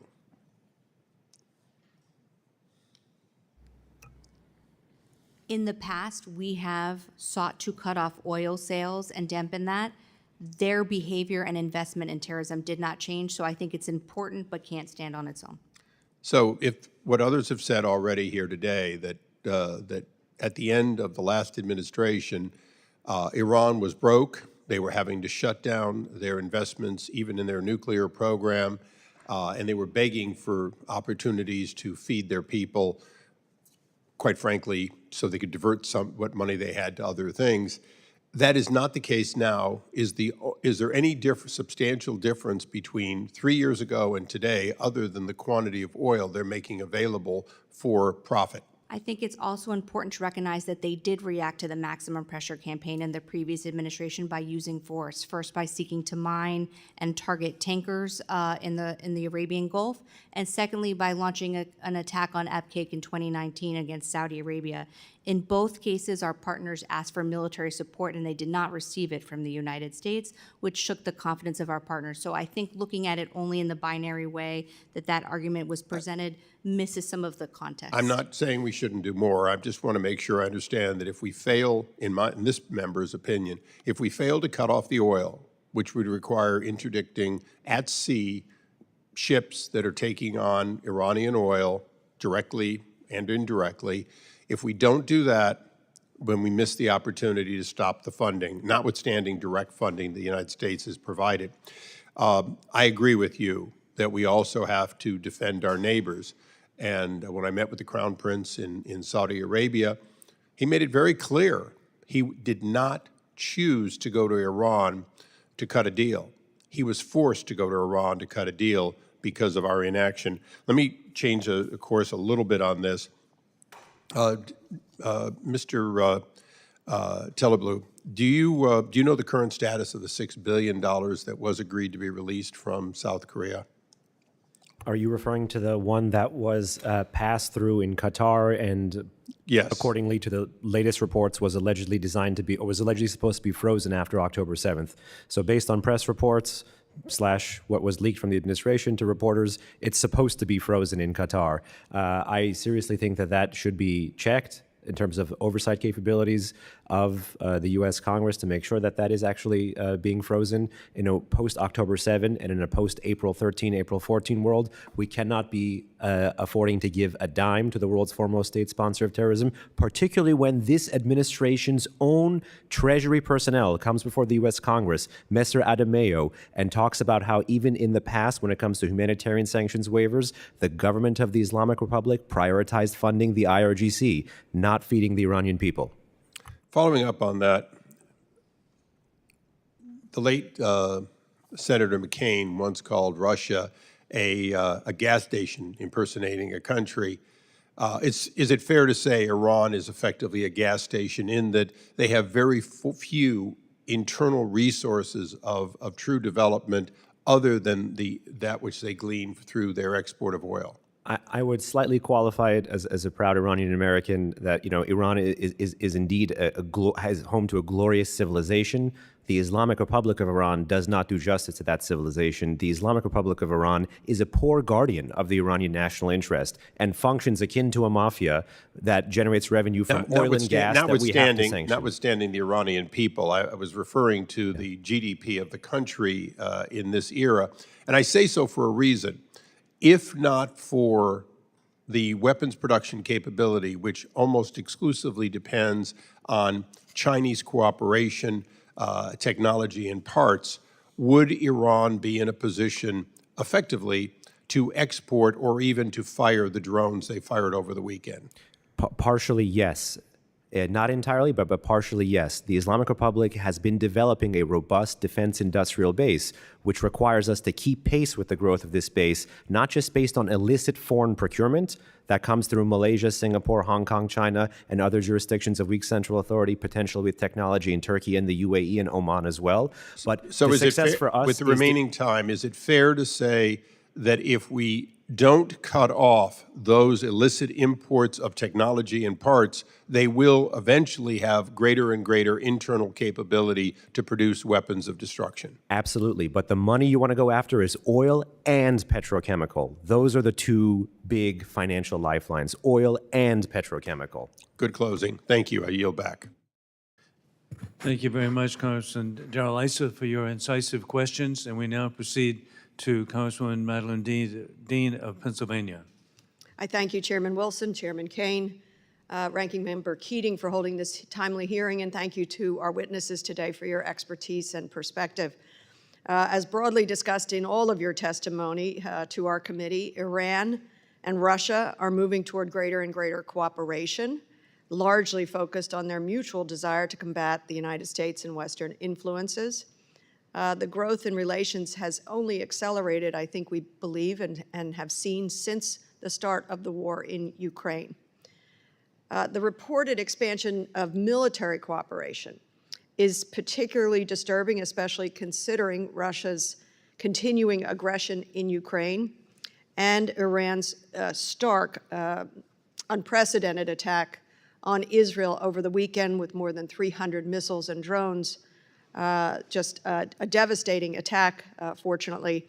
The defense was extraordinary and multinational, as you pointed out. Ms. Stroul and Mr. Taleblu, you both ended your testimony with the point number 6 and point final, the importance of passing the National Security Supplemental. I agree with you. It was 6 months ago that the administration, it was late October, October 20th, the administration called for the National Security Supplemental, notably after the horrific attack in Israel by Hamas. You both call on that as the very important last item. And Mr.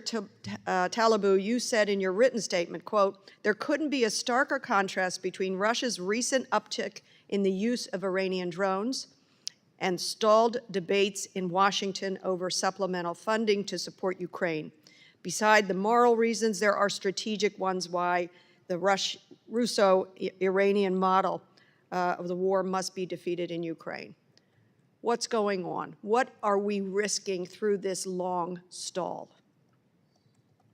While I understand that you have multiple other financial, domestic, legal, other prerogatives, the longer we do stall, the greater this cooperation solidifies in a trend line. Remember, Syria was the start, Ukraine is the present. There could be an even more dangerous future.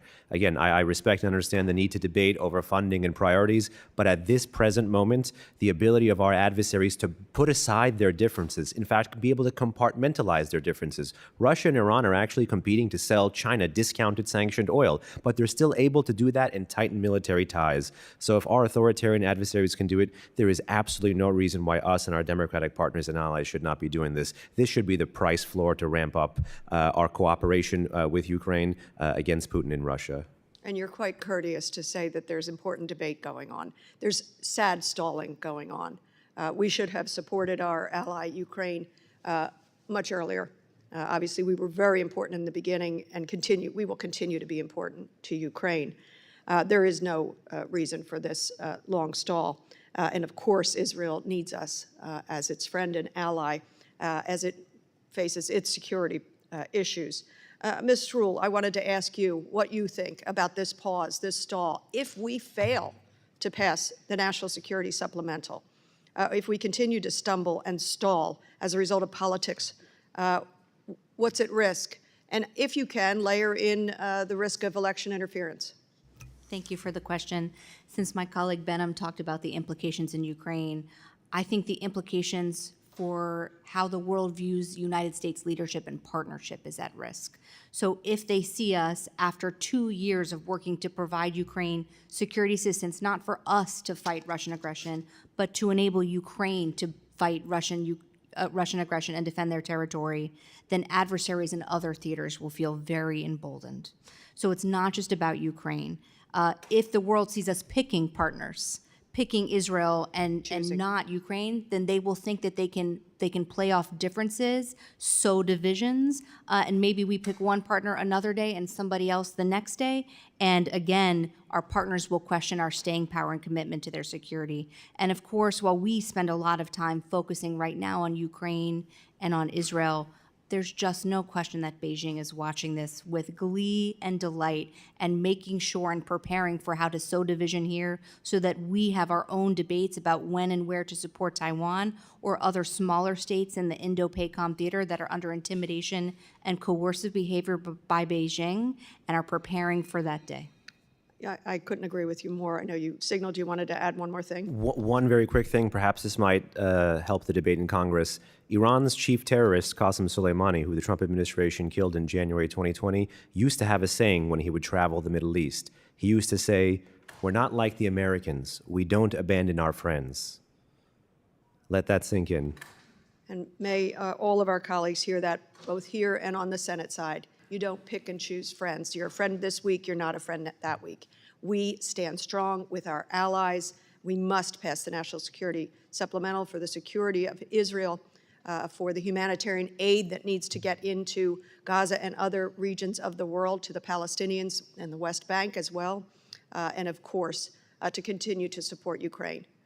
If we fail to support Ukraine, we fail ourselves. Thank you. Thank you very much, Congresswoman Dean. We now proceed to Congressman Jim Baird of Indiana. Thank you, Mr. Chairman and Ranking Member. My question deals with the assessment of the expiration of the United Nations missile and long-range drone embargo on Iran and how that's impacted Russia's willingness to procure missiles. And while you're on that, if Iran follows through on the deal to transfer hundreds of missiles to Russia, how would it impact Russia's operations in Ukraine? And I'd like to start in reverse order so that, Ms. Stroul, you get to go first. First of all, I think public reporting has suggested that that the majority of Iran's ballistic missiles in the attack on April 13th at Israel failed in flight. So that should cause us to think through how we think about coercion and use of force against Iran in our own war plans. And I think our partner should be thinking twice about the way in which they might be intimidated by Iranian threats of aggression. Number two, however, the transfer of ballistic missiles to Russia for use in Ukraine is incredibly serious. We would need to think through the kinds of air defenses that we're supplying Ukraine. We'd have to get more faster in coordination with our allies in Europe. We should think through, again, this cocktail of additional coercive measures at Russia and Iran for that supply. I would hope to see more downgraded intelligence to shine a light on the risks of what this is, more training and offers of support to Ukrainian forces. And we should think through ways to sabotage and undermine the actual physical transfer of those capabilities. Representative, I recently read quotes from an anonymous Russian official saying explicitly, there's no international prohibition against buying Iranian missiles anymore, so what's your concern? The arms embargo has expired, so we're fully within our right to purchase this. Slight paraphrase. The other things that we should be watching is other countries also taking advantage of this. Sudan, the Sudanese Armed Forces, is reportedly looking to buy Iranian drones. China is looking to supply both Iran and Russia with ammonium perchlorate, which is used in missile fuel.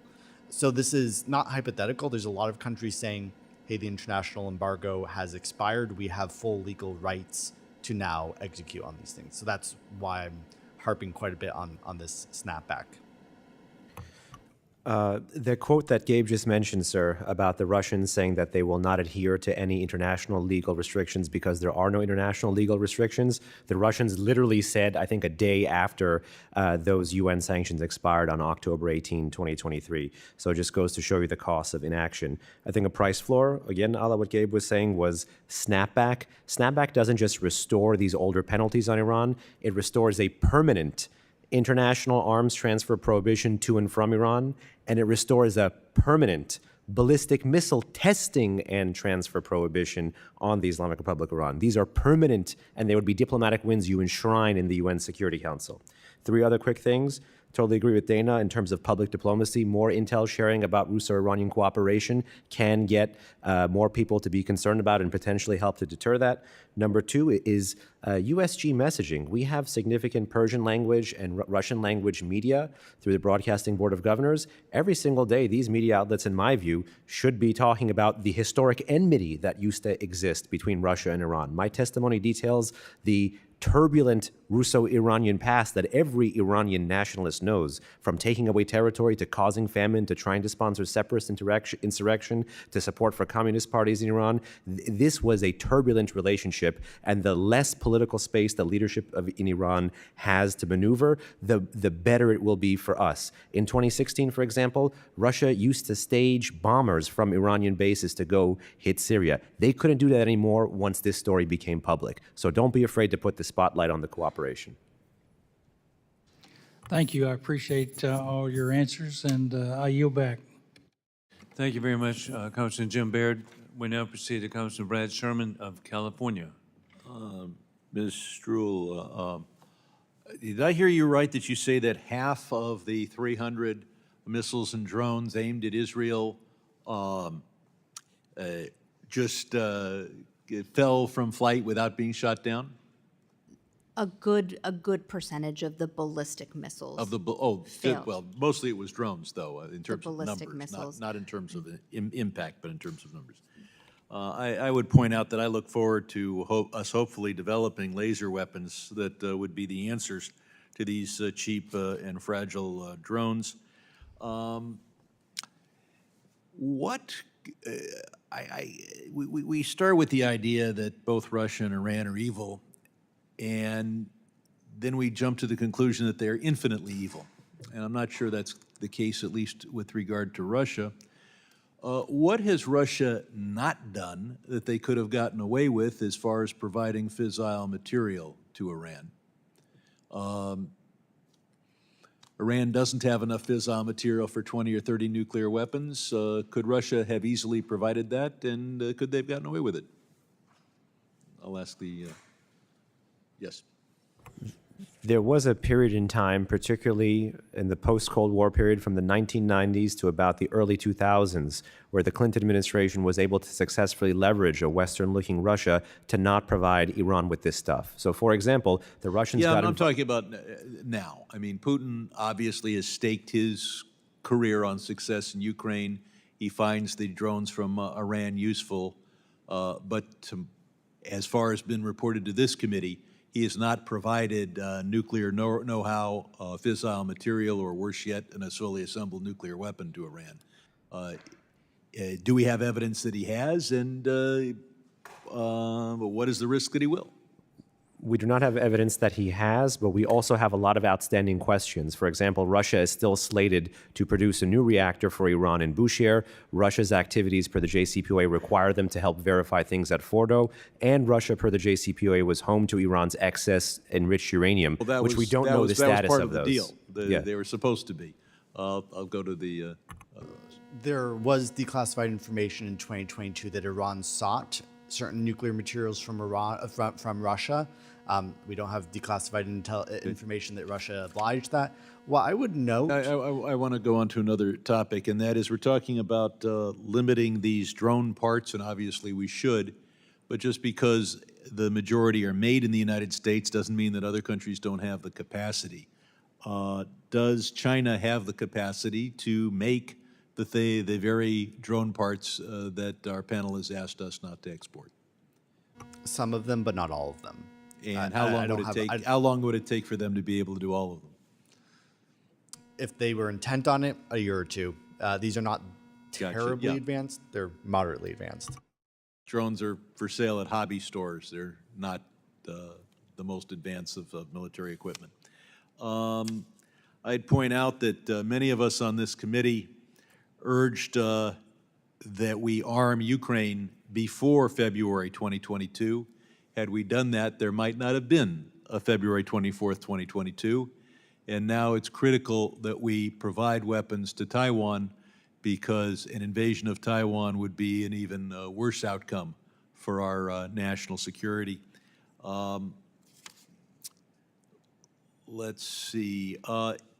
If we had snapback and Russia was prohibited from buying drones from Iran, would they adhere to that?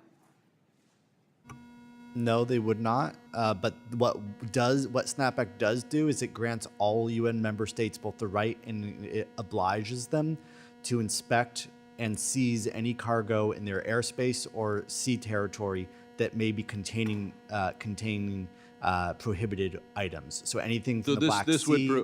This prohibits weapons from going from Iran to Russia, albeit that doesn't go through anybody's airspace except, well, it goes over Azeri airspace. I don't know if we could count on Azerbaijan to force down on a Russian plane or an Iranian plane. Would it entitle those countries to interrupt parts shipments going into Iran? Yes. So that might be helpful. And it's possible that China would adhere to the sanctions. China tends to be pretty, they're not perfect by any means, but they don't want to get too far afield. And then countries like Sudan might not purchase Iranian drones if it's prohibited. Don't count on Sudan. Might. Sudan's more likely to violate the UN than Russia, and I yield back. And there are at least two governments in Sudan right now. I yield back. Thank you very much, Congressman Sherman. And I want to point out the sophistication of drones.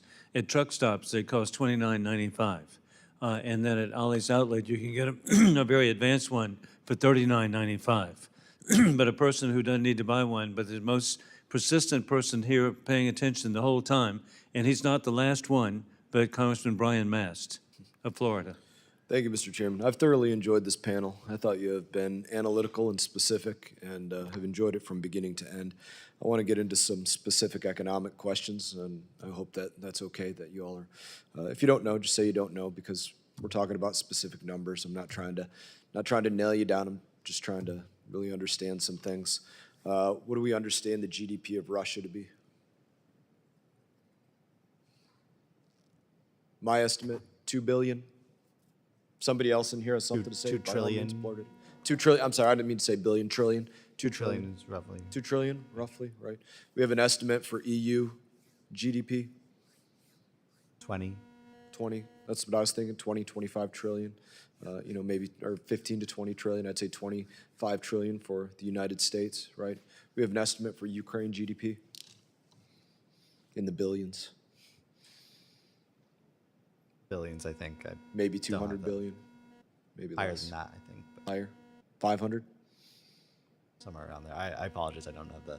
No, it's okay. fidelity on this. You were not given these specific questions in advance or anything, so you're not expected to actually know exactly what they are, but it's important to realize what, to your knowledge, is Russia having a capability to, or who, to your knowledge, is Russia having a capability to export to right now? They export large volumes of oil to India as their primary exporter. China is their secondary exporter. They're still doing decently large volumes to European Union countries, particularly in gas condensate, and then hodgepodge all over the world.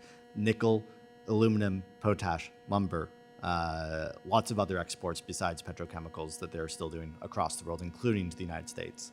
And what is your worry as you look at the oil and gas exports specifically about those coming back around in a circle to European nations from India, China, Iran, anybody? We know that Russia and Iran use each other to disguise their own oil shipments. So Russia uses Iran as a sanctions evasion hub. They do ship-to-ship transfers. They do fake invoices. So a very sophisticated system to use and abuse any and all financial systems. No doubt about it. And some of the conversation we've had already about snapback sanctions as it relates to Iran would specifically help European Union members and others from not being able to have Russian energy or something else come back and essentially be funding the entity that we're at war with. So it's important to look at that as well. Do you see currently in Russia, would you assess economic growth or economic decline? They're slated to grow at 3.5% last quarter and over 3% this year, much higher than the EU or the United States, and about on par with the United States. What do you attribute the economic growth to in Russia most- as they're at war, committing more to war resources, and there are sanctions on them? How are they growing? It's mostly their oil and petrochemical sales, which are higher today than they were before the war. So, and again, go specifically to where do you put the most profit coming in for them from? India and China being second to that. They're Any not numbers? they're not Numbers you could put on that to specifically gauge what the numbers are on their economic growth? Because they exported $120 billion in oil in 2021 in petrochemicals. They exported $180 billion in 2022. So roughly a quarter of that India, roughly a quarter of that China, and then the rest of the world. okay. Let's go to some some specific war numbers. What do you assess Russia will be spending on the Ukraine war in 2024? Or what do you assess that they spent in 2023? They are spending 6% of their GDP on defense. They have managed to raise their defense spending. They have not increased their debt. Their debt to GDP is 18%. It has stayed at 18% the last 3 years, while ours has ballooned to 130%. Why do you assess, if you do, that the EU cannot foot the bill, given the GDP of the EU versus the GDP of Russia, it being substantially more, that the EU can't flip the bill for the war against Ukraine? In my view, in my assessment, it's a political choice. They've chosen to fund social programs and domestic priorities, climate initiatives, and they have chosen not to spend certain defense numbers. That's Europe as a whole. That's not true for Eastern Quickly, Europe. in your estimation, you would say that EU could foot the bill for Russian deterrence, deterring this Russian aggression, helping Ukraine fight the war if they had a reappropriation of their They resources. certainly have the fiscal space. They have the fiscal space, they have the debt space, they have the ability to raise debt in a way that they can do it if they so wish. That's very important. Thank you. Thank you very much, Congressman Brian Mast of Florida. We now proceed to Congressman Brad Schneider of Illinois. Thank you, Mr. Chairman. I want to thank the witnesses for your time. As was said, this has been a very insightful and informative conversation. I want to pick up on some things you were saying. It was noted that the growing relationship between Iran and Russia is a threat to the United States, our interests, and our allies in the rules-based international order. Let me just ask and go down the line. Do you agree, Mr. Ben Taleblu, do you agree with that? Yes, indeed, it is a threat. Mr. Noronha? Yes, it is a threat. Ms. Stroul? Yes. Okay. Mr. Noronha, I'm going to quote you, and you said with respect to Iran or Russia, quote, "It is unwise and deeply myopic for leaders in the West to believe they can ignore one country's threats and still hope to counter the threats of the other, that these two things are linked." So I won't ask you if you agree with it, but Mr. Ben Taleblu, do you agree with that statement? Yes, there is that linkage. Okay. Ms. Stroul? Yes. Okay. And all of you, and thank you for this, and we will hopefully put this to good use, you brought to us a number of what I'll call wise and good recommendations for what we can do, what we can and should do to address the growing Russia-Iran partnership. But let me ask the group again, is there anything more important or more urgent than passing the essential national security-related funding bills for Ukraine, Israel, and Taiwan? I'll go the other way. Ms. Stroul? There is nothing more important. Mr. Noronha? There is nothing more important. Mr. Ben Taleblu? There's a lot of close seconds, but there's nothing more important. All right, so I think we have consensus, and I agree with you 100%. This is the most important thing we need to do. We should have done it last year when President Biden made the request. We certainly should have passed it in the House more than 2 months ago when the Senate passed their bill, and I'm going to argue we're wasting time now putting a different bill that will then have to, or a set of 3 bills that will have to go through the machinations of Congress, back to the Senate, and then hopefully to the President, with no guarantees. So let me ask a final question on this line of thought. What are the consequences if Speaker Johnson's plans fail and the House does not act? I'll open that up to anyone who wants to jump in. Mr. Noronha? Thinking about the consequences if Ukraine loses and we have Russian forces on the border, truly on the borders of NATO, it's going to complicate the problem of deterring an Iranian nuclear breakout. If U.S. forces have to go flood into EUCOM again, if CENTCOM's getting deprioritized, it's much harder, and I think my colleague can speak to this, to prevent all the issues that we would have to deal with to prevent Iran from getting a nuclear weapon. The follow-on effects of losing Ukraine are enormously catastrophic for Israel, for our Middle East security goals. It is not just limited to this one theater. I mean, before I come to you, Ms. Stroul, I want to emphasize something.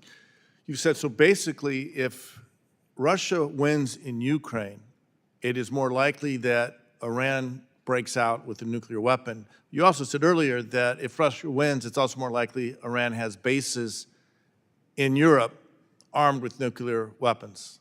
That is my assessment. I think that latter one is hopefully a low probability, but it is not zero. It's a real risk, Ms. Stroul. When we talk about the rules-based international order, what we mean is that Putin is seeking to change internationally recognized boundaries by force. If he succeeds in doing that, and the world does not hold the line at Ukraine, what Iran wants in the Middle East is to be the regional hegemon.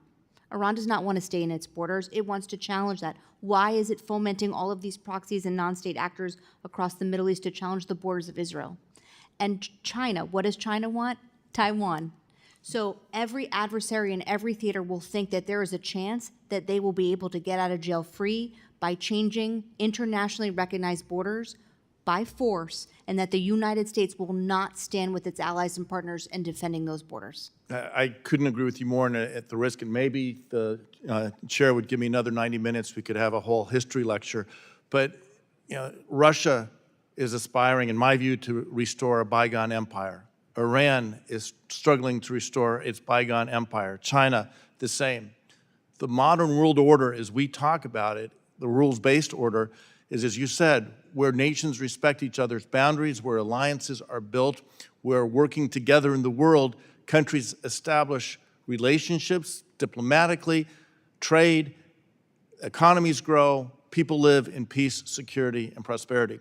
That's the world the United States helped create after World War II. It's the world that we want to preserve, and it's the world that is under dire threat, both in Ukraine because of Russia's attack, in the Middle East because of Iran's actions, and in the Pacific, Indo-Pacific, which is why it's so important that we pass this supplemental funding bill. With that, I yield back. Thank you very much, Congressman Brad Schneider of Illinois. We now proceed to Congressman Keith Self of Texas. Thank you, Mr. Chairman. Let me help you with the GDPs. The United States is roughly 29 trillion. The EU is roughly 20 trillion. Russia is 2.5 trillion. Texas, my state, Texas alone, 1.8 trillion. I want to move to something very mundane, logistics. There are multiple Iranian airliners that fly through NATO countries to Russia.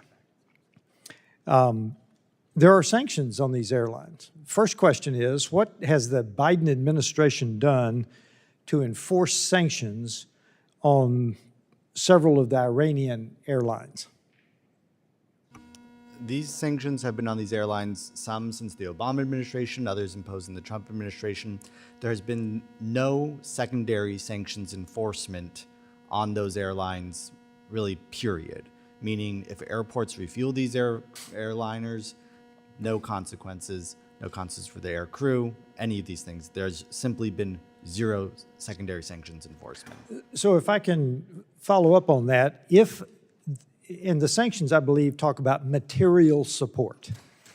Is it not true that if an airliner lands on an airport, that in and of itself is material support? It is. How much on these Iranian airliners, what do they transport into Russia? How much? What do you estimate?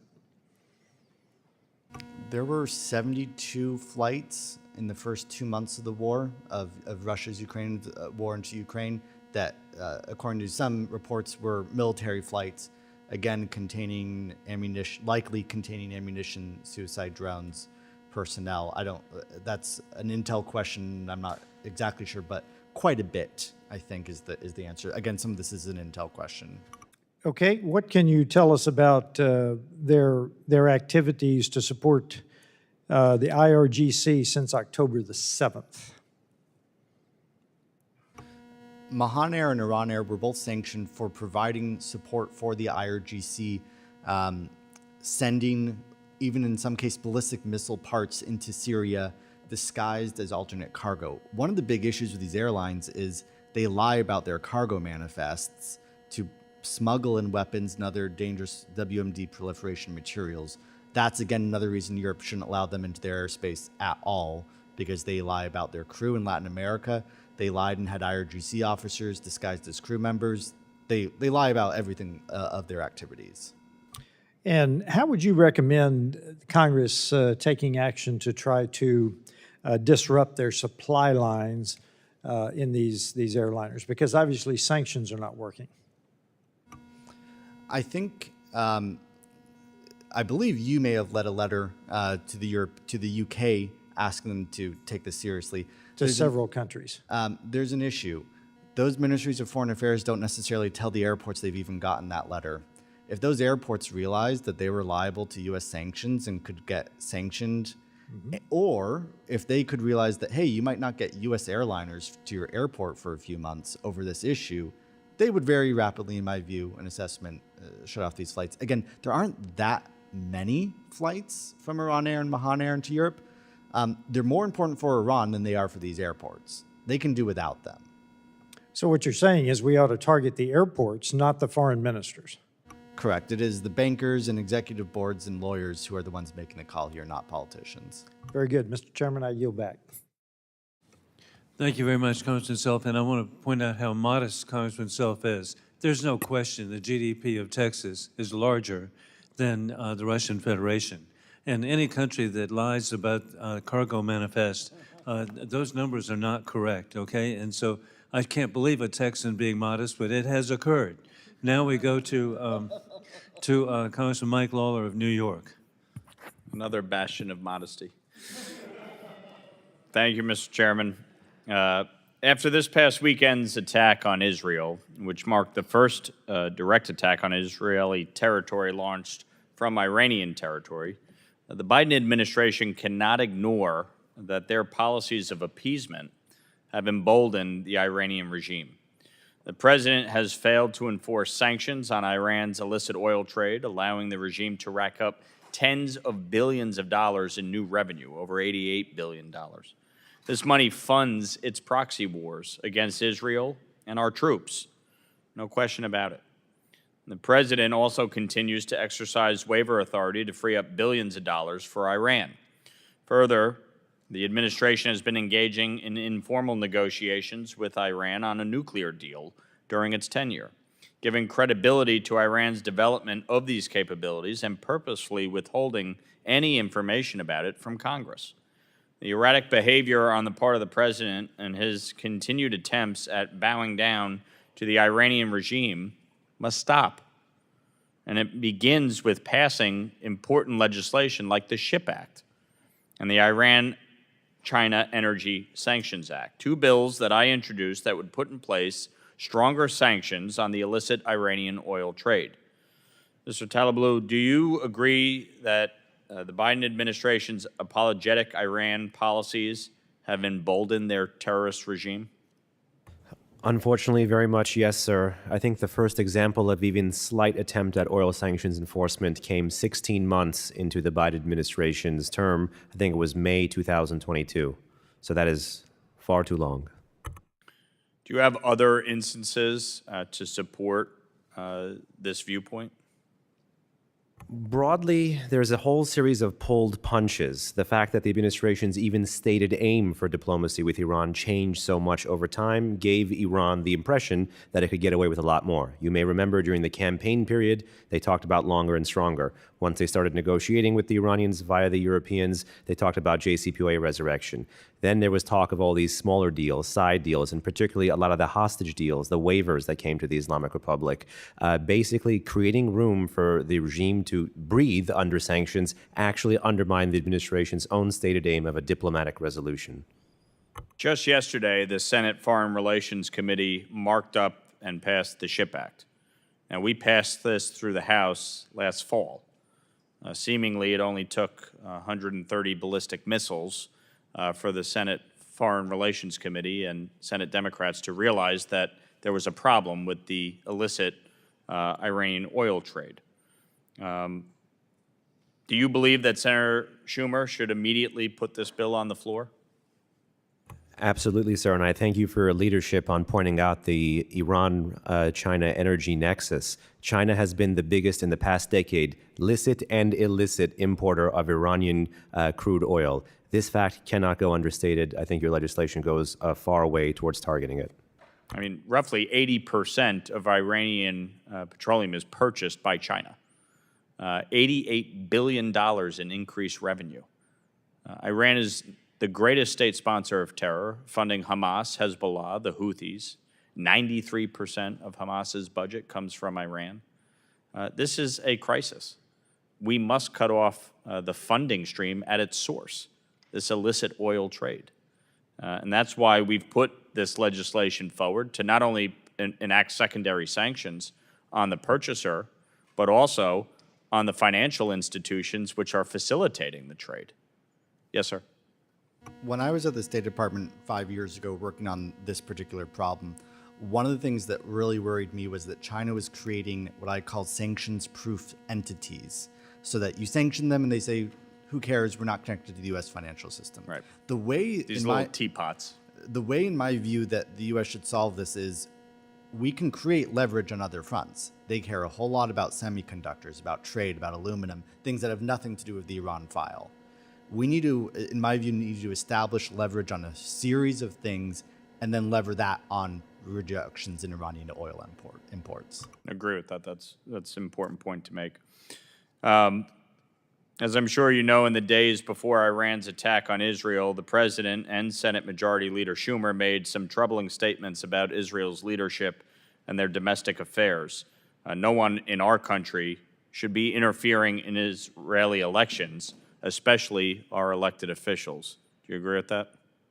Absolutely, Congressman. I'll go one step further. Any daylight between the U.S. and Israel benefits directly the Islamic Republic of Iran. Agree. I yield back. Thank you very much, Congressman Lawler, and thank you for raising the issue about sale of oil. It's heartbreaking to me that the world's largest democracy, India, is buying oil from war criminal Putin to help finance the invasion and murderous invasion. I just can't fathom such a country so important as India doing this. We're very fortunate, as we conclude, we have the Congressman Mayor, Tim Burchett of Tennessee. Thank you. I prefer to be called the 435th most powerful member of Congress. Thank you. This is to all y'all. As documented by the nonprofit United Against Nuclear Iran, since the imposition of the price cap, 86 tankers in the Ghost Fleet that ships illicit Iranian oil have switched to carrying Russian oil instead. Half of these vessels were flagged by Panama. Should the U.S. increase pressure on Panama to deflag these vessels? A simple yes or no would be. Yes. Okay. Yes, they should. Yes. That's sort of a leading question, but I appreciate the emphasis on it. How important is the Ghost Fleet to financing Russia and Iran's war machines? Ma'am, we'll start with you ladies first. I don't have information on the importance of the Ghost Fleet to direct war efforts. Okay. It's indispensable. Iran has a small and very rickety fleet of tankers. Russia has very few tankers. Without those Ghost Fleet tankers, they cannot export their oil. If you take out the Ghost Fleet tankers, they're out of business. Okay. You agree, sir? Yes, and also in general, any macroeconomic lifeline. Say that again, I'm sorry. Yes, and in general, any macroeconomic lifeline, because the revenues generated will go towards funding the war effort. All right. Iran sold 1 million more barrels of oil per day in March 2024 than in March of 2020. Do you feel like this administration, the Biden administration, is doing everything it can to stop the sale of U.S. sanctioned oil? I think it's important to recognize that while there's what we can do to stop the sale of oil, there's also the fact that the Iranian regime is selling the oil very cheap, and China is willing to buy. So it's not just how we think about punishing or targeting Iranian sales, but what we can do about the purchasers. And here, because of this emerging and deepening strategic alliance between Moscow, Tehran, and Beijing, it's not just about targeting the Iranian oil sales. And I also think it's important to mention here, as we talk about oil sales and how it funds Iran or Russia's war machine, that Iranian terror is extremely cheap. They were able to continue to foment chaos, fund, train, and direct their proxies throughout the JCPOA and the maximum pressure campaign. So it is not simply about cutting off the funding. I think it's very important both for executive branch and legislative branch to think about what we can do other than just targeting the economic incentives here, given how cheap Iranian terror is. Y'all agree with that? Yeah, partially. If again, to go back to the cocktail, and forgive me for the analogy, if it's a martini, the macroeconomic pressure is... I'm Southern Baptist, so I have no idea what you're talking about. Please feel free to explain. Behnam, is Iranian terror cheap? Iranian terror is cheap, and I'll go one further. Yes, but ballistic missiles and drones are weapons of the weak, but that doesn't mean they don't kill. So we should be in the business of macroeconomic pressure and everything else Dana just said. It's not one or the other. And here's the quiet part out loud. Iran seldom changes its foreign and security policy. Iran has been on this collision course for 45 years under the leadership of the Islamic Republic. And so long as we treat the symptoms and not the cause, we're not going to get to the root problem here. Iran's putting about what, 2.5 million barrels a day? Is that roughly? 2.2 to 2.4, depending on estimates, and then. Right, and China's buying 80% of their oil from them. Did I read that statistic right somewhere? Roughly, we're good. Yeah, I was just trying to get a ballpark. These Iranian drones have been used to directly attack Israel. Is there a way that the U.S. can interrupt the production? Absolutely, and a lot of those actions are already in place and they should be tightened up. First of all, we need to shore up the air defenses of our partners. Israel has an exceptional layered air defense. We just saw our partners together operate those air defenses. Number two, we have to go after the dual-use components that are ending up in Iran's drones. Number three, we have to stop and figure out how to degrade the illicit transfer of Iranian drones to the Russian theater. Number four, we need to shore up Ukraine's air defenses and their capabilities to down those drones. And five, we need to increase information and intelligence sharing between Ukraine and others who are at risk from Iranian attack drones. Didn't we just have something that was blocking those drones, the sale of those drones, and now that they're opening that pipeline back up, so to speak? Have I read something correctly about that recently? There was a UN embargo on sales and purchases of Iranian drones and ballistic missiles that expired in October 2023. Right. But that is something that can be returned. Okay, great. I'm sorry I've gone over, Mr. Chairman. I yield nothing back to you. And I'd like to point out, actually, with the leadership of the 435th member, legislation has passed on that issue. And so he doesn't even know how successful he is. And with that, pursuant to committee rules, all members have 5 days to submit statements, questions, and extraneous materials for the record, subject to the length of limitation. And after Congressman Burchett, at this time, I'd like for the witnesses to stay in place, and thank goodness the ranking member has returned, and this is amazing.